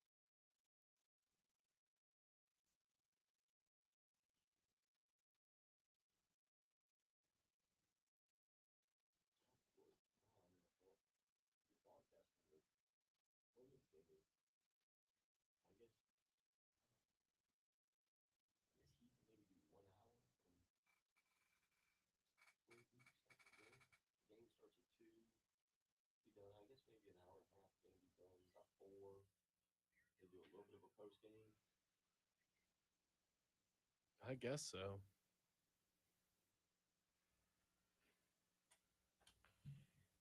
Eight 404-6100, how you can be a part of the program this morning. JB weighing in, saying, I would think South Carolina already knows the repercussions of hiring Sean Miller, especially since Chance Miller was an assistant to the NCAA on some investigations. That's a good point, too. And Chance Miller has a very big part in this hiring, I believe. So we will just have to continue to see. John weighs in. He says, how do we know Sean Miller will just leave? He wins here, he'll have superstar status. That's also true. I mean, this isn't a high pressure job, Patrick. This isn't exactly a job someone's got to worry about, long term stability. You win a little bit here, though, especially in basketball. Let's be honest. You go to 3 NCAA tournaments in like 6 or 7 years. Statues, roads, lots of babies named Sean. Girl or boy. First round exits, maybe not. We're used to that. You realize I haven't seen a coach make 3 NCAA tournaments? No, but a coach make 3 NCAA tournaments. Eddie Fogler made 2. Dave Oda made 1. Frank made 1. You have seen a coach make a Final Four, though. I've seen a coach make a Final Four. It's true. The expectations are changed. If they make the NCAA tournament and they don't make the Final Four, it's a massive disappointment. Why get there if you're not going to go to the Final Four? Why even play in it? That's what Kentucky's thinking right now. This is true. Kentucky might as well have had a postseason ban this year. They'd be happier. That's Brad weighing in. He says, I seriously doubt there's going to be a postseason ban. I would be shocked if there's more than a few game suspension. I'm with you, Brad. I don't think this is going to be as severe as what it is. 803-404-6100 is how you can weigh in if you want to this morning. Let's go out to the Love Chevy phone lines. Ron from Lake Marion, our good buddy. Hadn't heard from him in a while. How you doing, Ron? What's on your mind?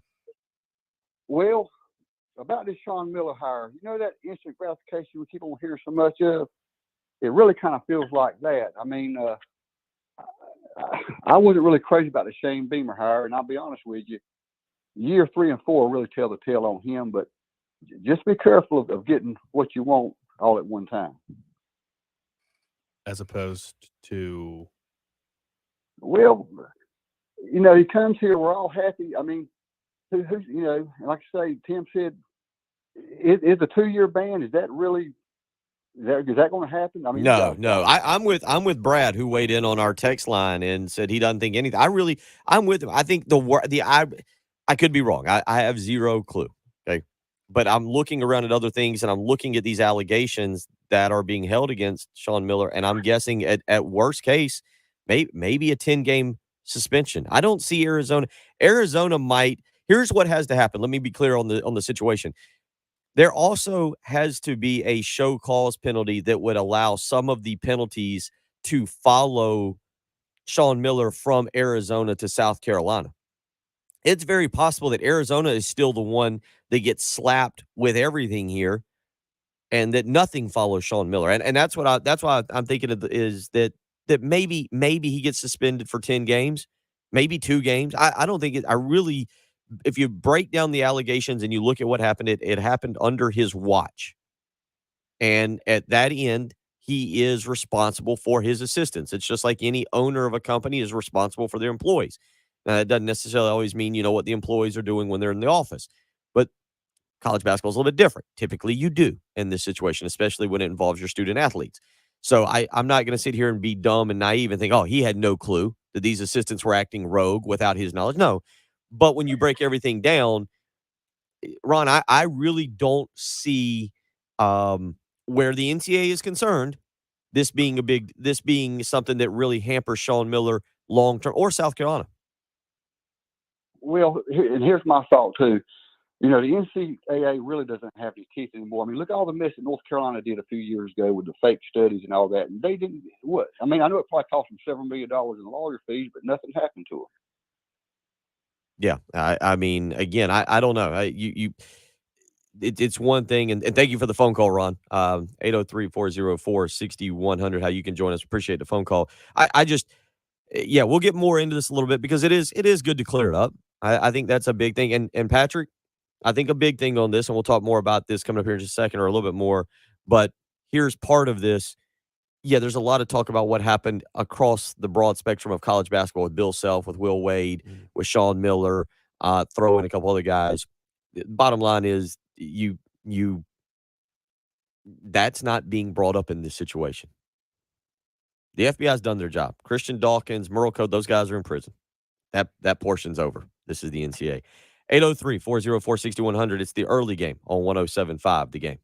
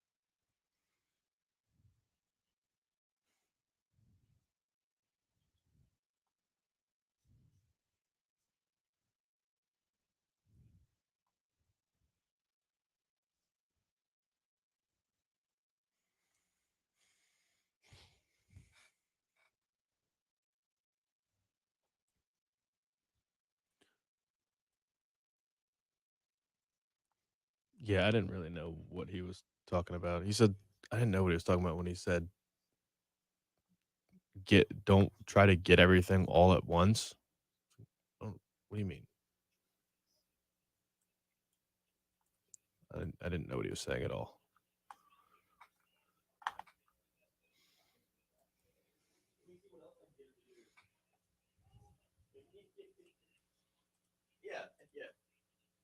Yeah. You want a treat?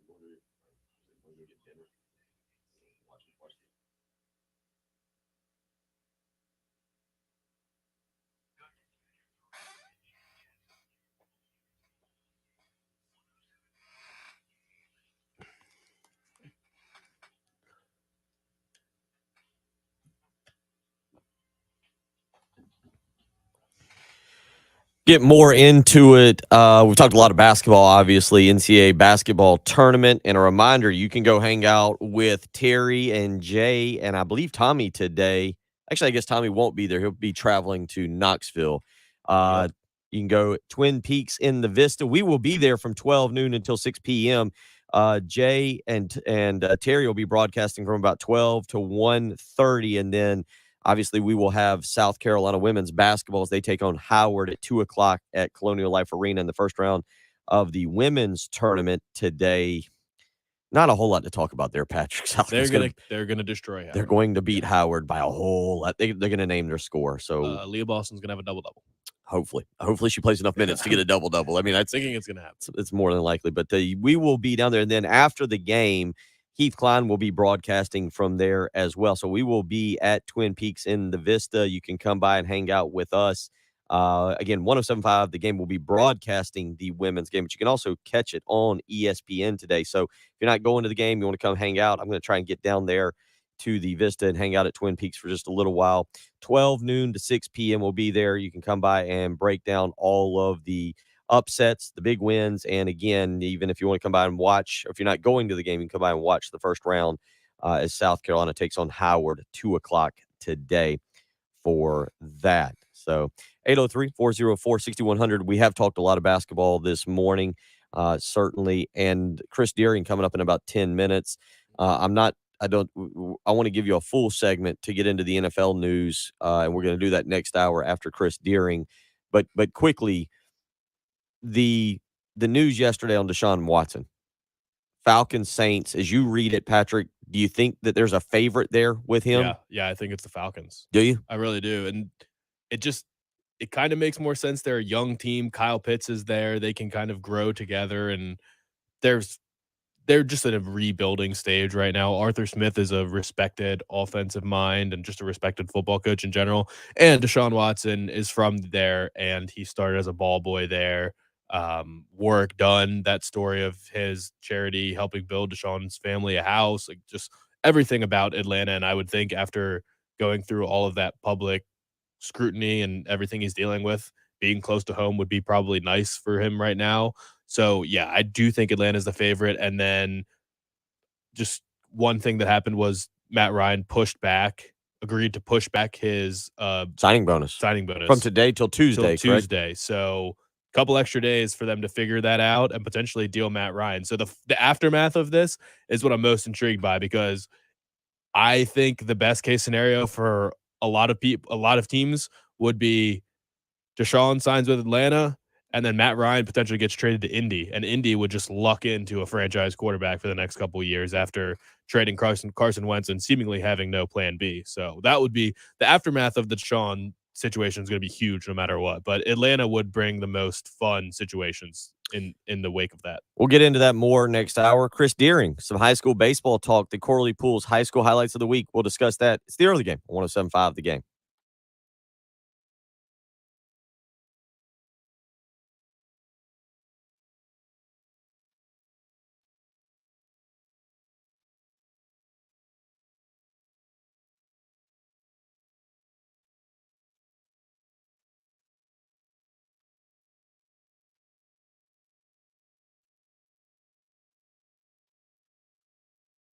All right, I've got things ready to roll.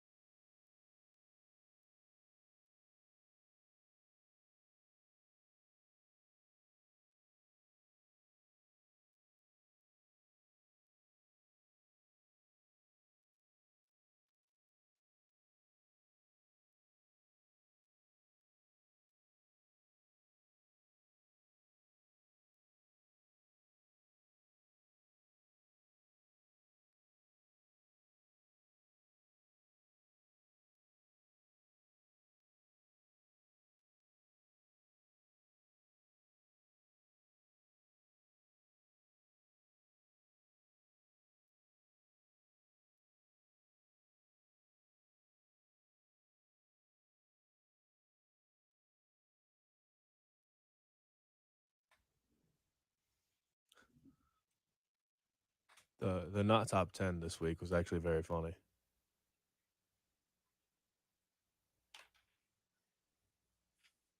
Did you see any of the not top 10 that just played? No, I hate it. What did I miss? Number 2 was Westbrook just throwing a ball several feet over the rim, a corner 3 that he just threw it over the rim right into someone's hands, and Karl Anthony Towns went like. Oh. They stopped the game, and Karl Anthony Towns just walked up the court and was like. And then number 1 was Zach Johnson at the tee box, teeing off and hitting, I guess, the tip of his driver, and it just flew to the right. Might have hit somebody in the crowd. I'm not sure. It looks actually kind of dangerous, but you rarely see miss hits like that from pros.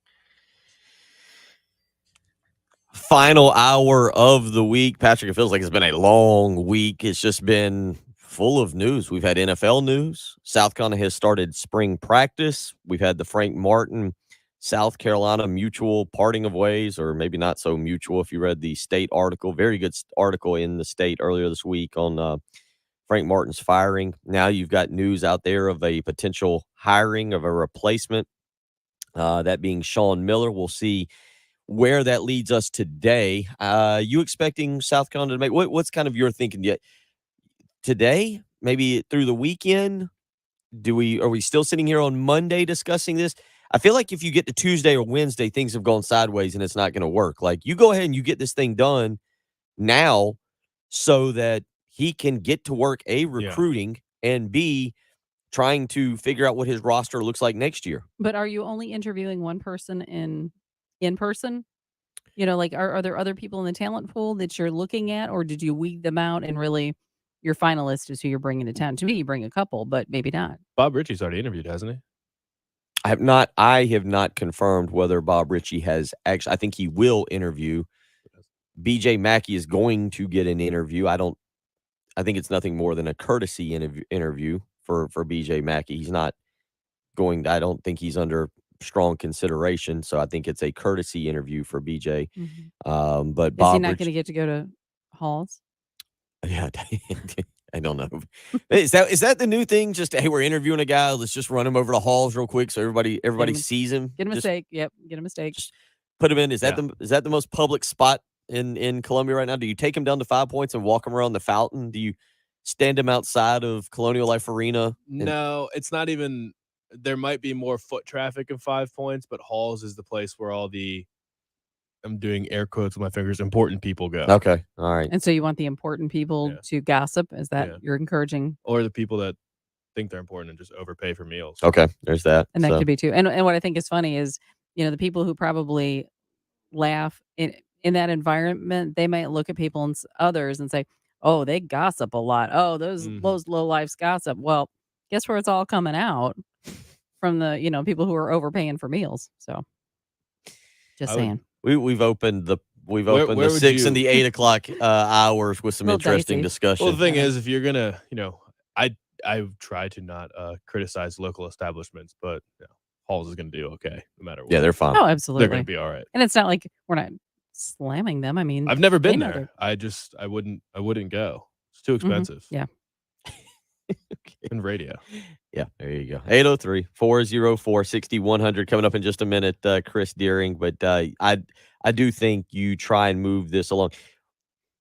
Let me throw this out there just because I don't think anybody is noticing, but there is a potential basketball prospect that like a Sean Miller could get involved with. I think Frank Martin was going to have a little bit more involvement than people realize. Former excuse me, former Blythewood star Julian Phillips.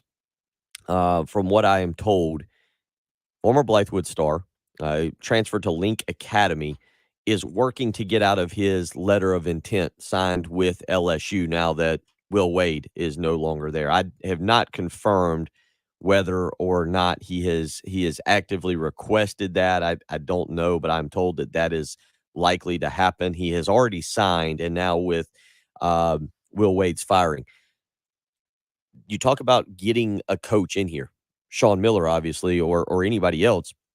One of the pieces to that, G.G. Jackson is still looking at South Carolina because he's a homegrown guy, and we don't know what he's going to do. If he's going to reclassify, if he's going to go to Duke, if he's going to go to the G League. Who knows what? I don't have a clue now what he's going to do. But if you get a Sean Miller in here over the weekend and you give him a chance to meet next week and then maybe see what happens with Julian Phillips, you talk about trying to keep local guys home. And Phillips, according to 24/7 Sports, Patrick, is the number 12 player nationally. He's the number 2 power forward overall. He is a 5-star prospect. You want to start off with a bang? That'd be a good one. You want to start off with a bang? You want to come in and announce your arrival? You land, you get your coach in here. He somehow figures out how to keep G.G. Jackson in the fold or to get him into the fold publicly. And you're somehow able to bring a Julian Phillips back from Link Academy, which is out in Branson, Missouri. You get those two. You find a way to keep Devin Carter, Taquan Woodley. Maybe you convince Jermaine Cousinard to give you a chance for a year. Maybe you figure out what the role for Eric Stevenson's going to be. It's not a rebuild. It's not a rebuild. Yeah, with the transfer portal as well, you don't need to rebuild anymore. You can could build get on the fly. You could get off to a very strong start. We'll continue. Tommy Lloyd, where Sean Miller was coaching, might win a national championship in his first year. Yeah, it's something just to think about. Stephen from Blythewood says, if you think these interviews are going to happen, it's obviously not happening today. Again, I don't know if Miller has officially been offered, but I don't think you allow, if Miller doesn't say yes today, if he's not willing to go public today, I do think you go ahead and start the interview. You do have the interviews just in the event that he ends up turning you down and that you're not being caught flat-footed and starting almost from square one. So I will see. It's not that hard to get someone to interview them. Yeah, and I would assume everything was discussed yesterday. We'll continue discussing about this, get into some NFL discussion as well. But let's get out to the Love Chevy phone lines. It is the Corley Pools High School highlights of the week. As Patrick, would you just break over there? Dropped my phone. Good job. Okay, Didn't break. Patrick broke his phone. A man who never breaks his phone and is always treated to great meals at Halls, Chris Deering, joining us now with Prep Red Zone. Chris, how are you feeling this morning?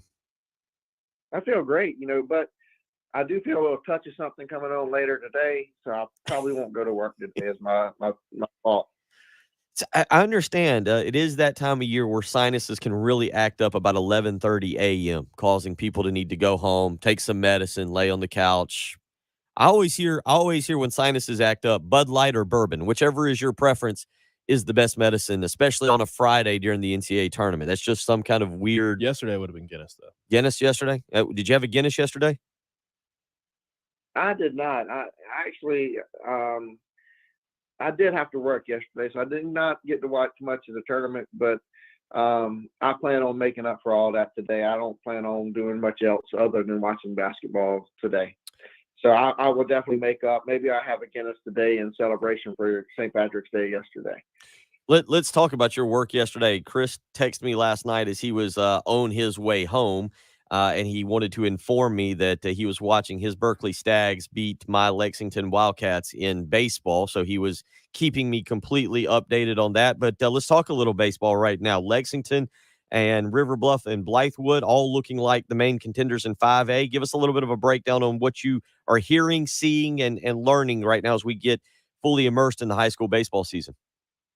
Yeah, I've sort of made the transition over to a little bit of baseball right now. And like you just said, I think we got quite a few contenders here in the Midlands area for state championships later in the spring. But when you look at 5A, going into last night, I think Blythewood and Lexington have sort of separated themselves from a lot of the people in Class 5A.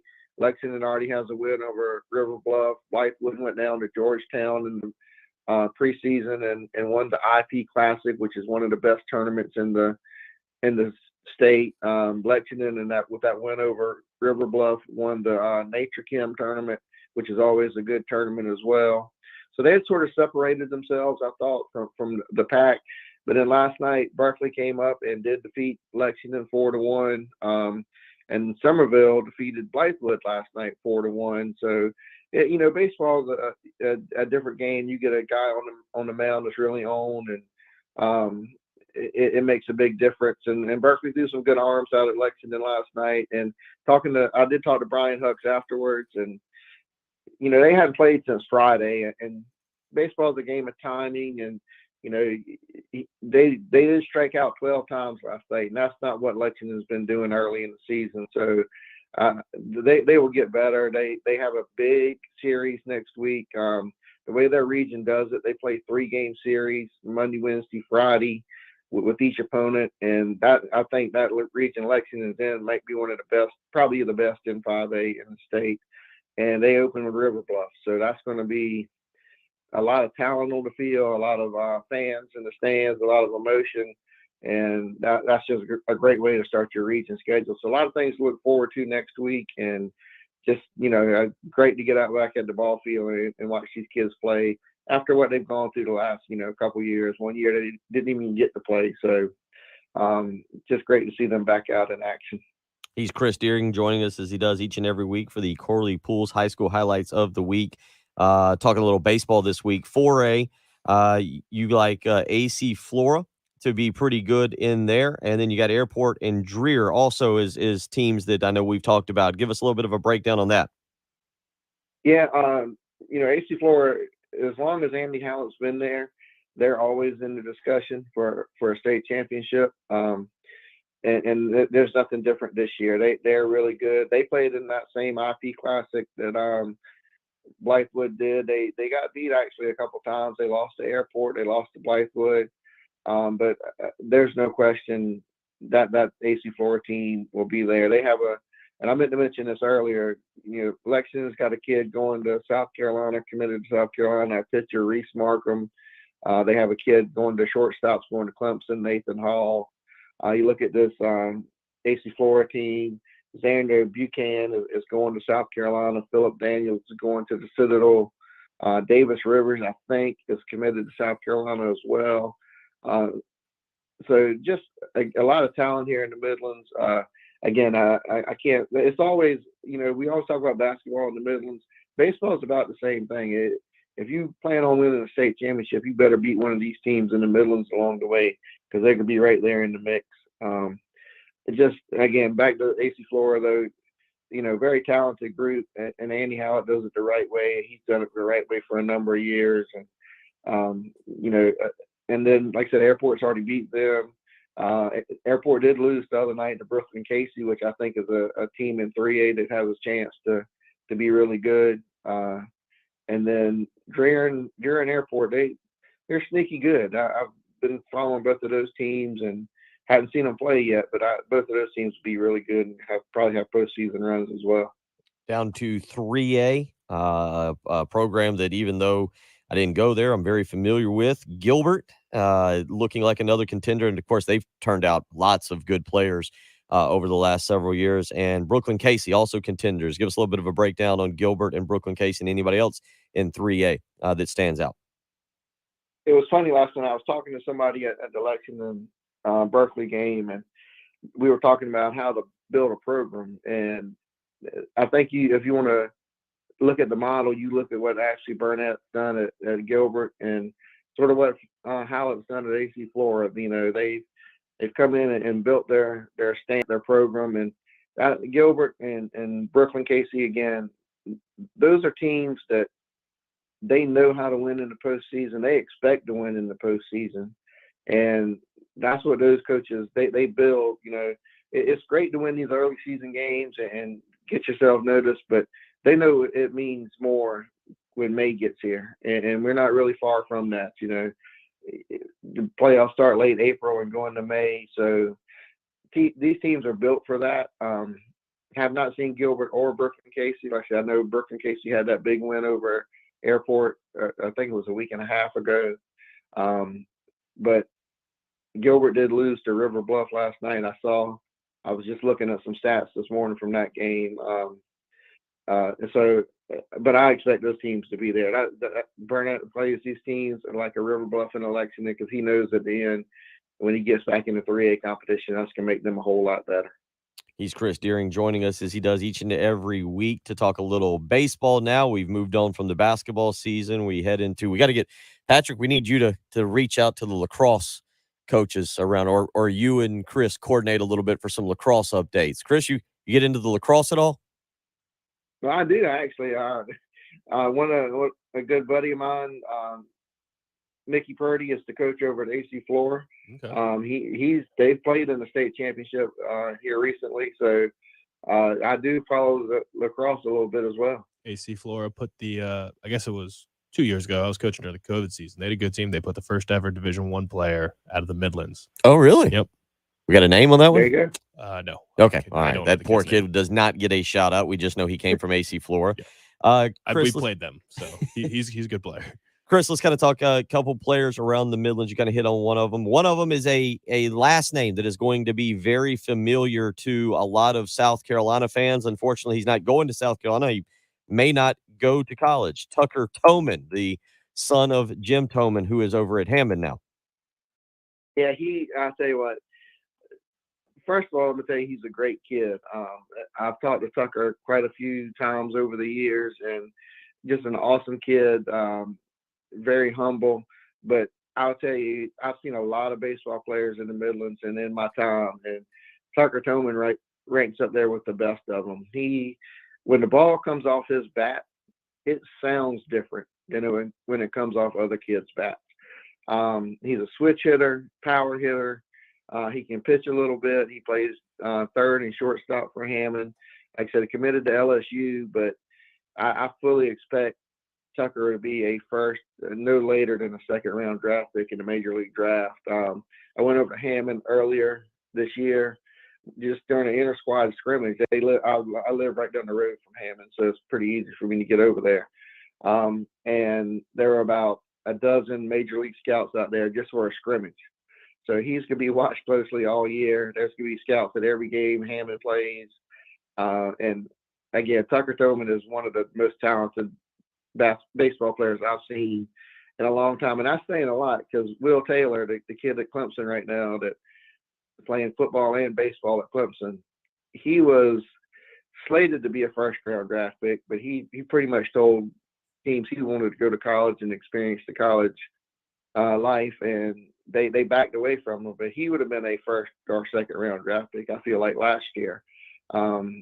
But Tucker, I definitely think, will entertain the thoughts of going to pro ball right out of high school, and he's got the skill set. And I mean, you look at him; he does not look like an 18-year-old kid. I mean, he's probably 6'3", 6'4", solid, built really solid. So can't say enough about Tucker Towman. He's just a great kid, and can't wait to see how the season pans out. I know he's already got about 3 or 4 home runs on the season.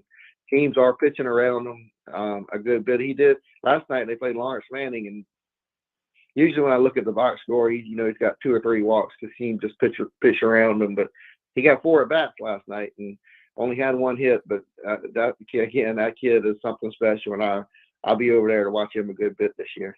Let's see, test your knowledge here a little bit. Just what can you tell us? A couple Midlands kids that are committed to South Carolina, one of which is Thomas Powell over at River Bluff, 5'11", 195-pound outfielder. What can you mentioned River Bluff as a team to keep an eye on. What can you tell us about them? Yeah, left-handed hitter, a lot of speed. He's really talented too. I've seen Thomas play quite a few times. And he's going to be a great player for River Bluff, have no doubt about it. Know his family a little bit, talked to his dad a couple of times. So yeah, Thomas Powell he'll be an asset when he gets to South Carolina. And again, top end speed for him, and he can hit it with a little bit of power as well. So I've seen Thomas play quite a bit. Another guy, Xavier Pelzer over at Brooklyn Casey. He's a pitcher. No relation. He's no relation to Win Pelzer, is he? That last name would certainly stand out. But the math, I think, on that, I guess maybe a Win seemed to be mid to late 2000s. The math on that may or may not line up. Is that any relation that you're aware of? That I do not know that one. And I have not seen Brooklyn Casey this year, and don't think I saw them last year. But I'm not familiar with Pelzer. I know Brooklyn Casey's got a kid, Skylar King, going to West Virginia, and Parker Murgo's really good. So I'm not really familiar with Pelzer that much, but I will get over there and see Brooklyn Casey within the next couple of weeks, I'm sure, and see what I can find out about him. I do not know a lot about him right now. One more to ask you about here, and we'll move. We'll wrap it up. But last night you mentioned you were at Lexington and Berkeley. Reese Markham from Lexington, 6'1", 190-pounder. I believe he's a pitcher, but I'm sure he plays all over the field for the Wildcats. What can you tell us? He's also, I'm giving FYI for those out there, Thomas Powell, Xavier Pelzer, and now Reese Markham. These are South Carolina commitments in the 2023 class, if you're wondering. But what can you tell us about Reese Markham? Power arm. And all he does really is pitch for Lexington. He's a power arm. He came in last night. Like I said, Lexington has not played since Friday, and they start region playing on Monday. So I'm guessing Hux was trying to get his pitching set up for next week. And I treated last night probably as a bullpen session for Reese, but power arm right around 90 on the gun, I think. Great breaking ball. He came in, he was clean. He didn't. I don't think Berkeley got a hit after he came in. Maybe they got one. He had 3 or 4 strikeouts. I can't remember right off the top of my head, but only pitched 2 innings. But yeah, I expect big things out of him. Like I said, he's a power arm. He wants to come in and throw about people and not try to nibble and go mid 80s and nibble around the plate. He's going to come in and attack you right away. So seen him quite a few times now pitch as well. And told Huck last night, I definitely want to get over and at least catch one of those games next week with River Bluff. So I'm sure he'll probably start on the Monday game. It's my guess. But he's really good as well. So yeah, like I said, all these kids that we just talked about are juniors. So one more year of high school ball still left to play. He is Chris Deering. He joins us each and every week as we highlight the high school highlights of the week, talk about different players, different teams, and we are into baseball season. We'll send Patrick out to see if we can get some lacrosse information as well and keep everybody updated. 803-404-6100, how you can join us coming up. Chris, we appreciate everything you do. Got your bracket. How was your bracket after last night?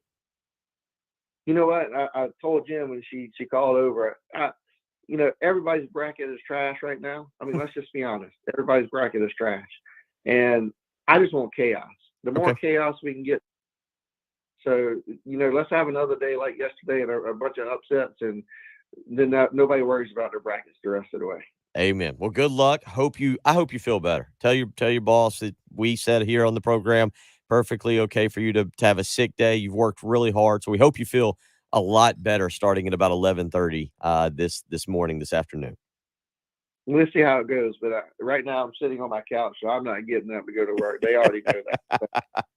Well, then I'm glad you took time out of your schedule to join us, buddy. Have a great weekend and look forward to catching up next week. All right, thanks. Y'all have a great weekend. You too. Chris Deering joining us as he does each and every week, does a phenomenal job.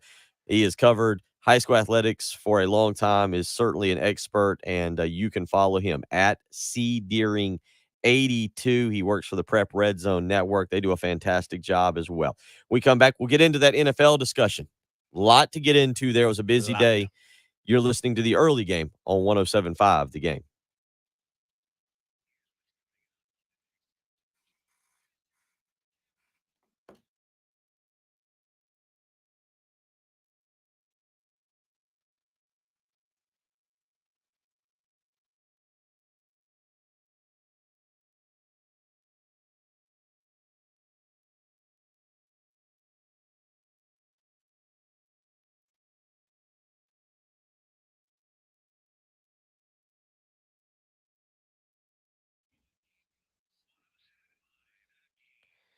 Finally, we appear to be out of the winter. I hope we are out of the winter. I don't know what official South Carolina season we are in now, but hopefully we are done with the cold weather. Of course, you know what that means. It means the hot weather is on the way. The 100-degree, 100% humidity. By the way, if Sean Miller is the head coach, have you seen the way he sweats? Like, the man is going to need a very good air conditioner. It's famously hot here. It is famously hot. He is going to need a great air conditioner. Hey, you could probably turn to AAA Heating and Air. That's where I go when I need help with my heating and air unit. They have taken care of me like I am a family member. You hear me say it, kind of like I'm a shorter family member. But Roy and Dana Finley, they take care of their customers unlike anybody I've met when it comes to making sure that heating and air unit continues to work. So you can give them a phone call today. Tell them you heard it here with their shorter family member, Bill Gunner, on 107.5 The Game. 803-677-1500. Family-run business that, again, wants to take care of you. They start by offering you a $59 inspection to make sure that air conditioner is working good. Make sure it's in proper working order for the upcoming summer. If there is a problem, or if you're in the market for a new heating and air unit, AAA Heating and Air has a great deal for you, a $1,500 rebate to buy back your old unit, then give you some great deals. No money down, 0% financing if you qualify on the brand new unit, and finally a 15-year parts and labor warranty to make sure that heating and air unit continues to work. So don't wait until it's June, July, August, and it's way too hot. Call AAA Heating and Air today. Tell them Bill Gunner sent you. 803-677-1500.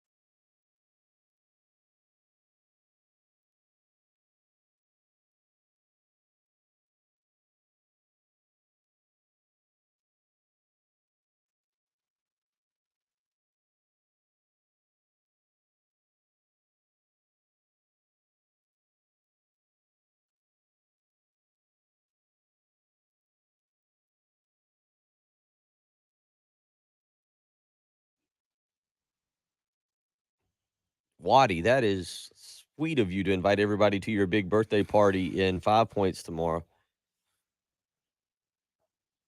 And that's awesome that you were able to get them to throw you a party.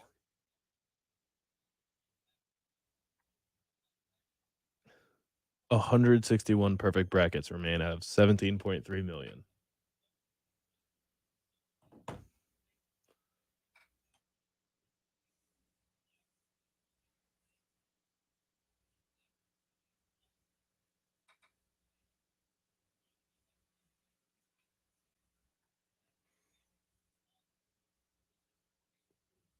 This is the first weekend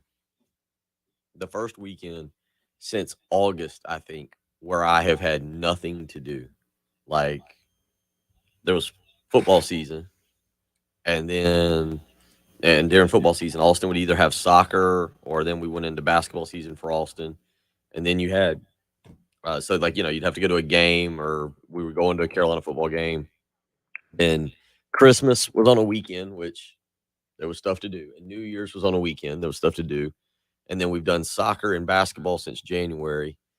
This is the first weekend where like literally, if I want to go home after the show at 9 o'clock, 9:30, and not move, not leave the house until 5:30 on Monday morning, I can do that. I have nothing, and I have a good bit of bourbon too, and it's supposed to be nice.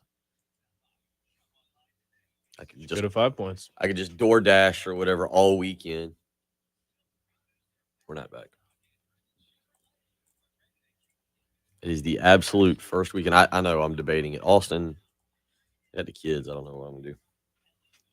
It's child friendly. It is early on. Yeah. So that's the thing. You just start there. What time does Blues Traveler go on? Oh, that's a good question. Do you know? I don't know. I didn't know if it was posted. I need to text Brian.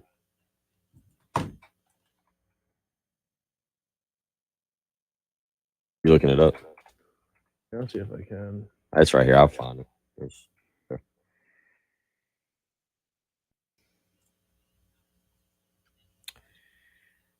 Oh, the events. It just says noon to 7.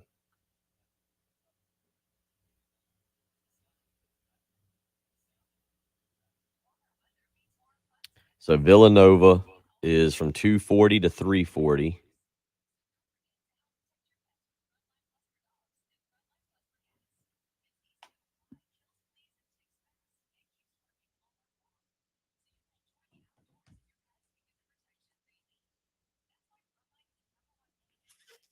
Wait, what? Laney Wilson is there? No. Who? Laney Wilson. Who's Laney Wilson? She's actually got a couple hits. Sourwood. Wait, whoa. I'm confused here. Sourwood Honey is from. Am I looking at the same thing? Yeah. Sourwood Honey's from 7 to 8:30 tomorrow night. How long is this thing going? It used to always stop at like 4 o'clock. Looks like Little Bird opens it up at noon. The home team barbecue. Sourwood Honey, 7 to 8:30 on the home team barbecue stage. You're all right. It doesn't say when. It just says Blues. It just doesn't tell me when exactly Blues Traveler goes on. Oh wait, it's right there. Who any of these people 5:40 to 7 p.m. So Blues Travelers 5:40 to 7 p.m.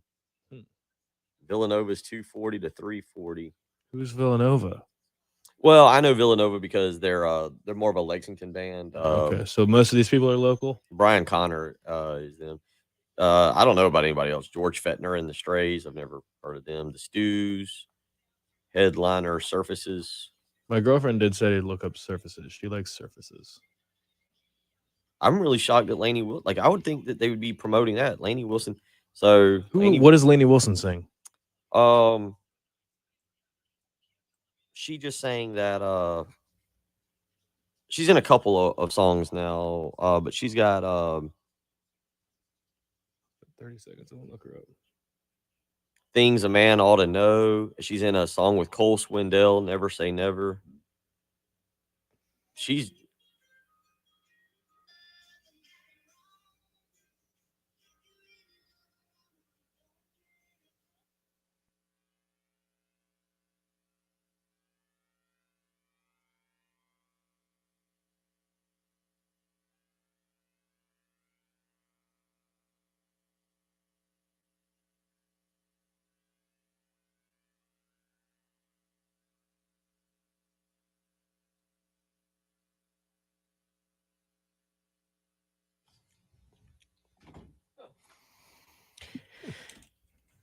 8:34 on a Friday morning, March the 18th. Bill Gunner, Patrick Perrette, Jen Jensen, as we move slowly toward wrapping up the program.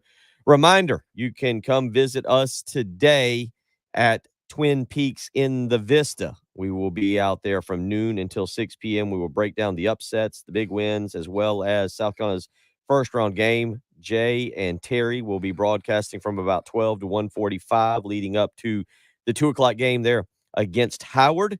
And then after that, Heath Klein will take center stage to get you through the rest of the afternoon. But in between all that, we will be out there hanging out, enjoying a little bit of music, enjoying some great basketball and some great food. You can come visit us today at Twin Peaks in the Vista, 12 noon until 6 p.m.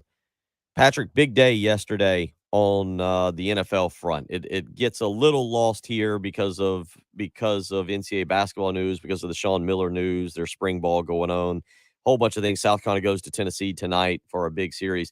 But yesterday, I mean, you had Desean Watson narrowing it down to 2 teams, it appears.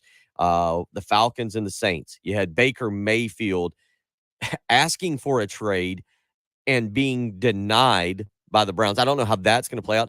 And you had the big trade, Green Bay Packers trading Devontae Adams to the Los Angeles Raiders, who is no longer an organization. They did trade him to the Oakland Raiders, though. That would Las Vegas Raiders. Las Vegas Raiders. The Las Vegas Raiders. I'll get it sooner. Stop changing your name, professional programs. The Las Vegas Raiders. So they trade him. They trade Devontae Adams. Your take on the news that really, there was a very newsy day. Your take on everything. I just love what is happening in the AFC West right now is the biggest takeaway. It all started, I mean, the Chiefs have been the most dominant team. Obviously, they only have 1 Super Bowl, but the most dominant team since Patrick Mahomes has taken over as starter. Everyone's chasing the Chiefs. The Broncos were kind of the first ones. I guess the Chargers, in a way, because they have Justin Herbert, felt like, okay, we're in a position where we can potentially hang with them. We've got a dude now, so we can compete with the Chiefs. But the first domino to fall was the Broncos saying, all right, well, we have a good roster, but we don't have a quarterback. We've struck out on every quarterback since we've traded for Peyton Manning. Let's trade for Russell Wilson. And they made a monster trade. And it was like, okay, well, now this is a 3-horse race. We got potentially 2 contenders and maybe whatever the Chargers were. So the Chargers said, all right, well, now we're going to step up to the plate and we're going to trade for Khalil Mack. We're going to go out and sign J.C. Jackson, and we're just going to go all in and spend a boatload of money around Justin Herbert because he's on a rookie contract. So now there were 3 massive heavyweights in the AFC West, and the thought was, okay, well, the Raiders clearly are just getting left behind. They might as well just trade Derek Carr now and start the rebuild process, and hopefully in a couple of years, Russ is falling off and something happens in Kansas City where Tyreek Hill's gone, Travis Kelce's gone, and Justin Herbert finally gets his big contract. So now the rest of the team won't be as good. You just wait it out 3 or 4 years and build it from the ground up. They've done the complete opposite. They made a monster trade for maybe the best wide receiver in the game. I would say the best 2 wide receivers in the game now are playing in that division, in Devontae Adams and Tyreek Hill. And the Raiders are going all in too. They're giving him $28 million a year, which is the most in NFL history for a non-quarterback, a ridiculously high price tag for him. And what I just saw on Twitter pop up is now they're going after Stephon Gilmore. So if they can do all that, and they made a trade yesterday, or not a trade, they signed Chandler Jones yesterday to play across from Max Crosby. So they've got another pass rushing duo. The Chargers have Joey Bosa and Khalil Mack. The Broncos signed Randy Gregory, who remains to be seen how good he is, along with Bradley Chubb. Like, that division is just ridiculously loaded right now. So that's by far the most fascinating part of the entire offseason is the arms race in the AFC West. And then really just kind of the AFC in general, with the Bills being the preseason favorites to win the Super Bowl and then going out and getting Von Miller as well to bolster that defense. It's fascinating how loaded the AFC is getting right now, while the NFC, everyone just continues to get worse. I mean, Tom Brady came back and now the Bucs are a contender again, but they've lost pieces. I mean, they've lost Ali Marpet. He retired. They've lost a couple pieces on the defense. Carlton Davis is gone, one of their best players in the secondary. Whoever else was a contender last year. I mean, the Cowboys have gotten substantially worse, having to trade Amari Cooper for a 5th-round pick, which is still shocking to me that there wasn't more interest for him. Losing losing Cedric Wilson, their third receiver, losing Randy Gregory. I mean, it's just not a good situation in Dallas.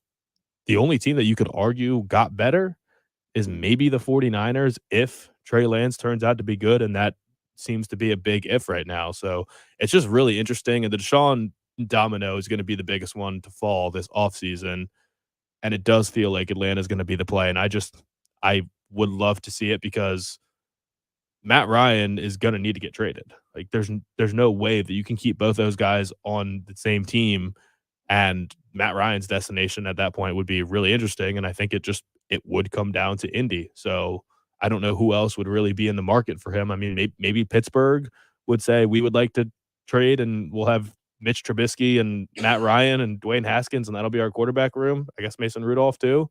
But just what that would cause if he signs there would be really interesting. Because if he signs with the Saints, nothing's going to happen. They're not going to trade Taysom Hill. There's no need to do that. But all the quarterback dominoes are starting to fall right now, and I have no idea where we're going to end up. Baker Mayfield, you mentioned that. Now what do you make of Mayfield in Cleveland? We jumped both feet in on the Browns bandwagon a few years ago with Mayfield. The first year was a success. I think they won 6 games, and that was a lot better than the 1 or 2 games or no wins they had been going through. But now it feels like that situation is fizzling out. And where do you rank? Where does Patrick Perrette on his big board rank Baker Mayfield in terms of quarterbacks in the NFL? How desirable is it to get him when you compare him to a guy like Carson Wentz, who's already gone, obviously, to the Commanders? You look around, you see Jimmy Garoppolo is still out there available for some people. Teddy Bridgewater just signed as a backup in Miami. Like, where would you put Baker Mayfield in all of this? I think I would put Baker right outside the top 10. Right outside the top 10, 10 to 15-ish, I guess. If you said, would you rather have Baker Mayfield or Carson Wentz as your quarterback, I genuinely would not care the slightest bit. I mean, they're exactly the same to me. Obviously, they're not the same player. Baker's smaller, and Carson Wentz has a bigger arm probably, and is maybe a little bit more mobile, and size-wise, they're not comparable. But in terms of just what they do to elevate your team, I think they're pretty equal, and I wouldn't really care either way. The Baker situation might be interesting. It might just end up being a big nothing because Baker put out that statement. There was the rumor yesterday that you mentioned it. The Browns said they needed an adult in the room, but then that coincided with reports that they were looking at Desean Watson, which was just the stupidest combination of things. We need an adult, but we're going after the guy who now just became less toxic because he's not going to jail for sexually assaulting 22 women. Like what? I kind of don't believe that they said that because it doesn't make any sense timing wise. But as soon as Deshaun told them that I'm not considering you guys anymore, the Browns said, okay, well, Baker, you're not getting traded. Sorry.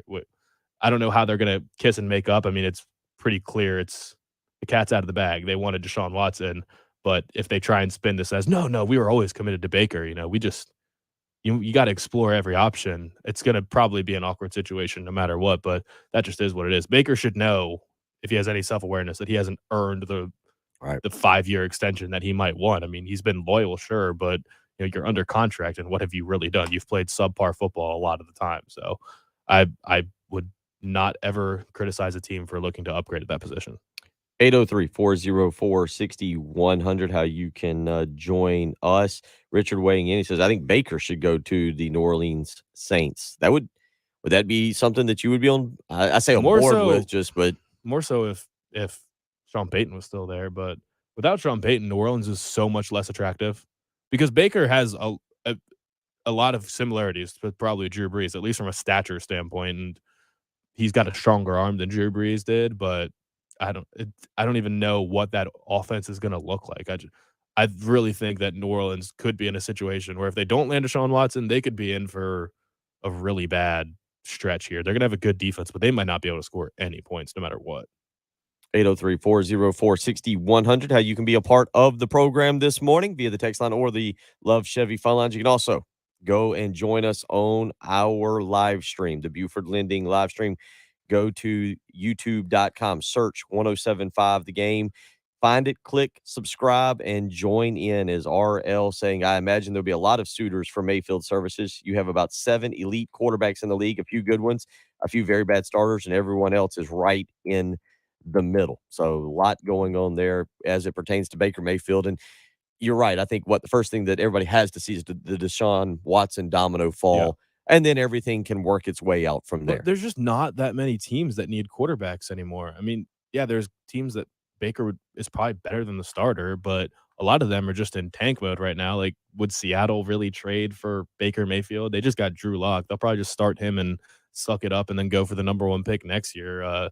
Philly's got Jalen Hurts. Would they really try and get Baker right now? They got 3 first-round picks. They'd probably just draft one. Uh, the Colts obviously are the number one. They're the team that's actually good that just needs a quarterback that is, as they say, a quarterback away, but it needs to be a good quarterback. That's why I think Matt Ryan would be such a natural good fit in Indy. But 3 years in a row, going from Phillip Rivers to Carson Wentz to Matt Ryan, it doesn't feel like any of them is substantially better than the other, but Matt Ryan might still have a little something left. I mean, he was an MVP in this league, so that's something, and there's really no other team. I mean, the Texans, I don't know if the Texans will end up getting a quarterback in return. I can't imagine the Texans in the situation they're at right now, one of the worst rosters in the league, wanting Matt Ryan back in the trade package for Deshaun Watson. Whereas if it was Cleveland, or I guess Cleveland's out of the running, but I would have thought that maybe Baker would be part of that trade package. So the Saints have nothing to offer in by way of quarterbacks, and neither do the Falcons. So I don't know what Houston's going to do at quarterback once Deshaun's gone, but that will be another interesting one. I imagine they just roll with Davis Mills again because he was pretty okay. We'll continue to watch that, maybe have some more information when we return on Monday. We'll come back and wrap up this episode of the early game. It's Bill Gunner, it's Patrick Pritton, it's Jen Jensen on 107.5 The Game.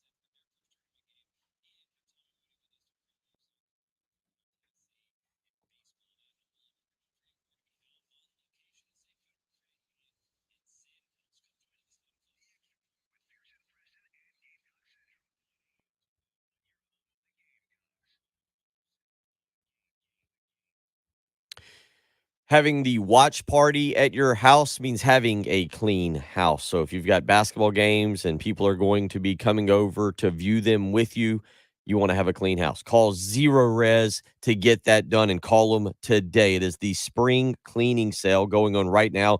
Get 3 rooms of carpet clean for just $109. Plus, when you mention me, Bill Gunner, and 107.5 The Game, you'll get a hallway cleaned for free. So give them a phone call, 803-262-4020. You can schedule online, zerorescolumbia.com. It is the patented ZR water technology that stands out above all others. It doesn't leave behind the sticky, soapy residue.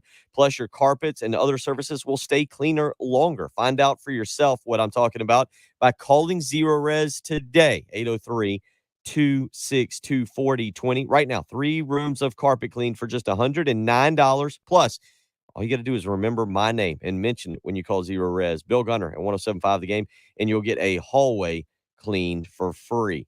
803-262-4020. You can schedule online, zerorescolumbia.com. Again, you got that watch party coming up for this weekend or next weekend, and you want a nice, clean home, your rugs, your towel, your upholstery, everything. Call Zero Res and have 3 rooms of carpet clean for $109. Plus, when you mention my name, Bill Gunner, and 107.5 The Game, you'll get a hallway cleaned for free. 803-262-4020 or schedule online, zerorescolumbia.com. Zero Res. Spell it backwards or forwards. It's the right way to clean.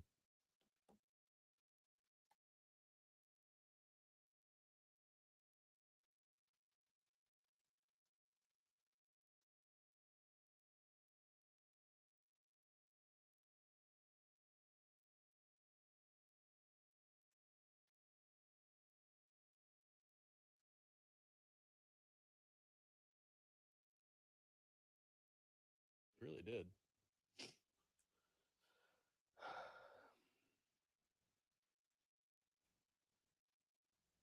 All right.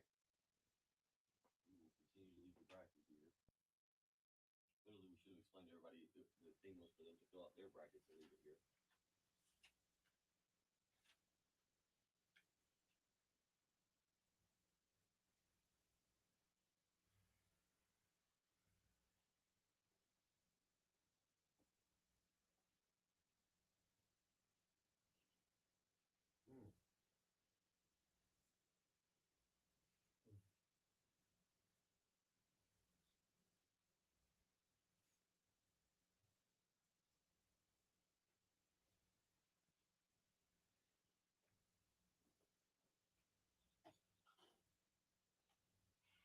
John, I think you just benched some of the starters.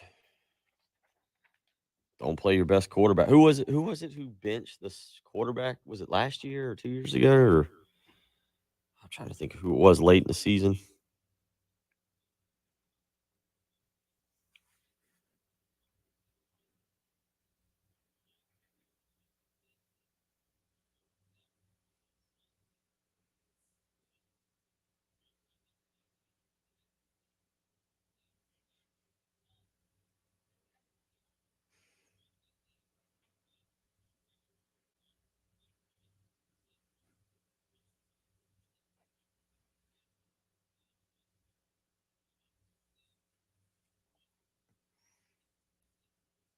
That's also how they do it, RL. That is a good point. Yeah, the owner offers the well, that whole situation just disappeared, huh?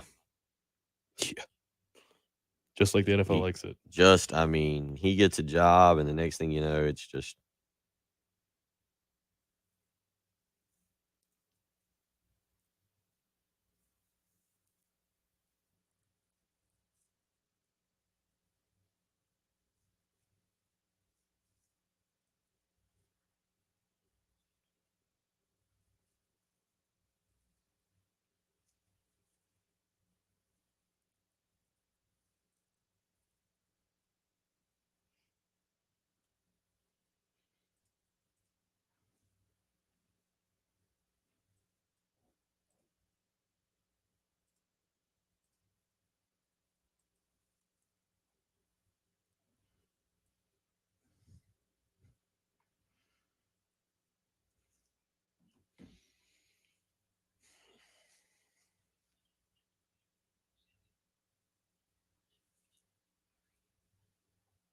look. I'm reading the Xavier board now.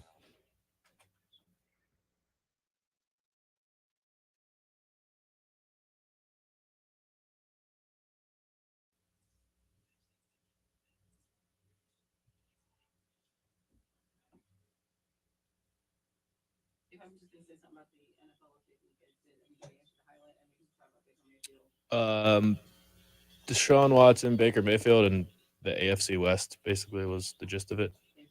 Yeah.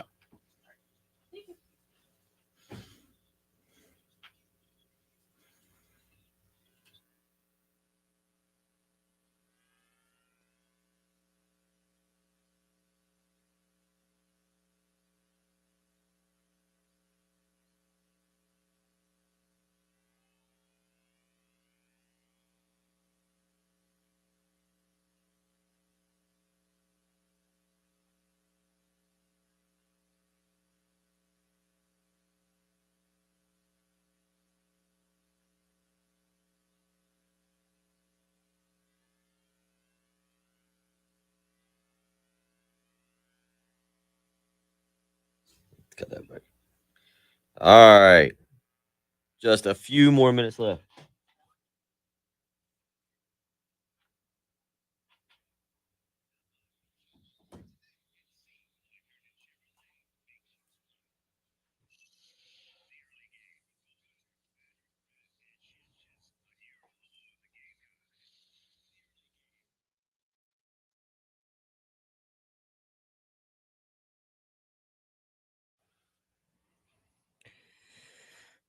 Final few minutes of the early game.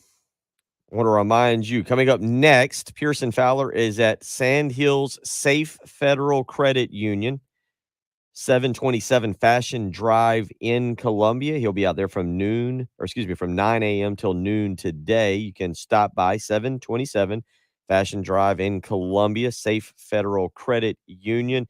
They'll have some baseball ticket giveaways, some more prizes from Safe Federal Credit Union. He'll also be talking a little bit about South Carolina's upcoming game this afternoon, 2 o'clock over at Colonial Life Arena against Howard. And he'll talk about the games he saw last night. So go over and see Pearson Fowler today, 727 Fashion Drive in Columbia.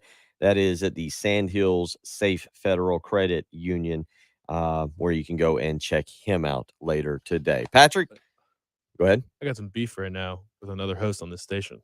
Oh, Jen, we need music. Do we have anything? Patrick has. We have dun dun dun right there. We got the. We're a well-organized show. What do you got? Jay stole our poll question. What do you mean he stole a poll question? And he did it in his, Jay's famous for the long questions, right? Jay is famous for the long question. I asked the question, is Sean Miller your number one choice? Yes or no?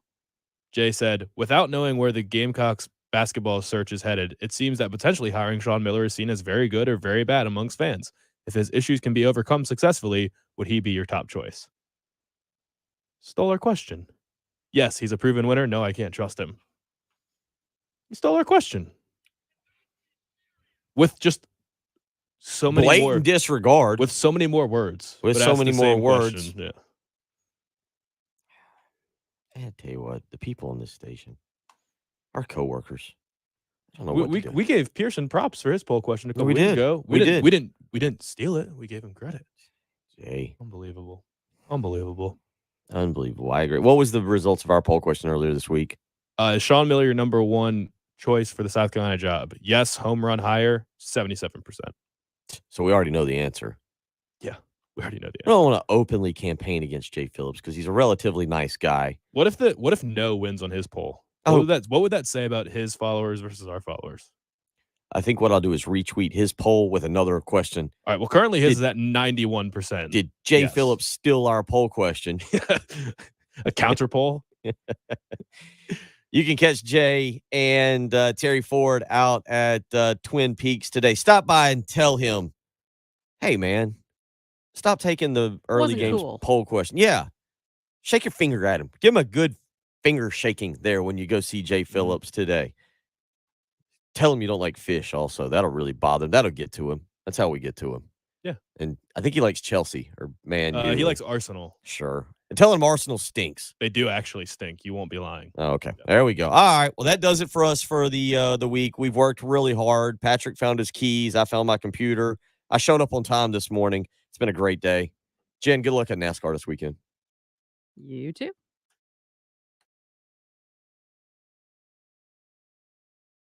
Poll thief is right. Poll thief is right.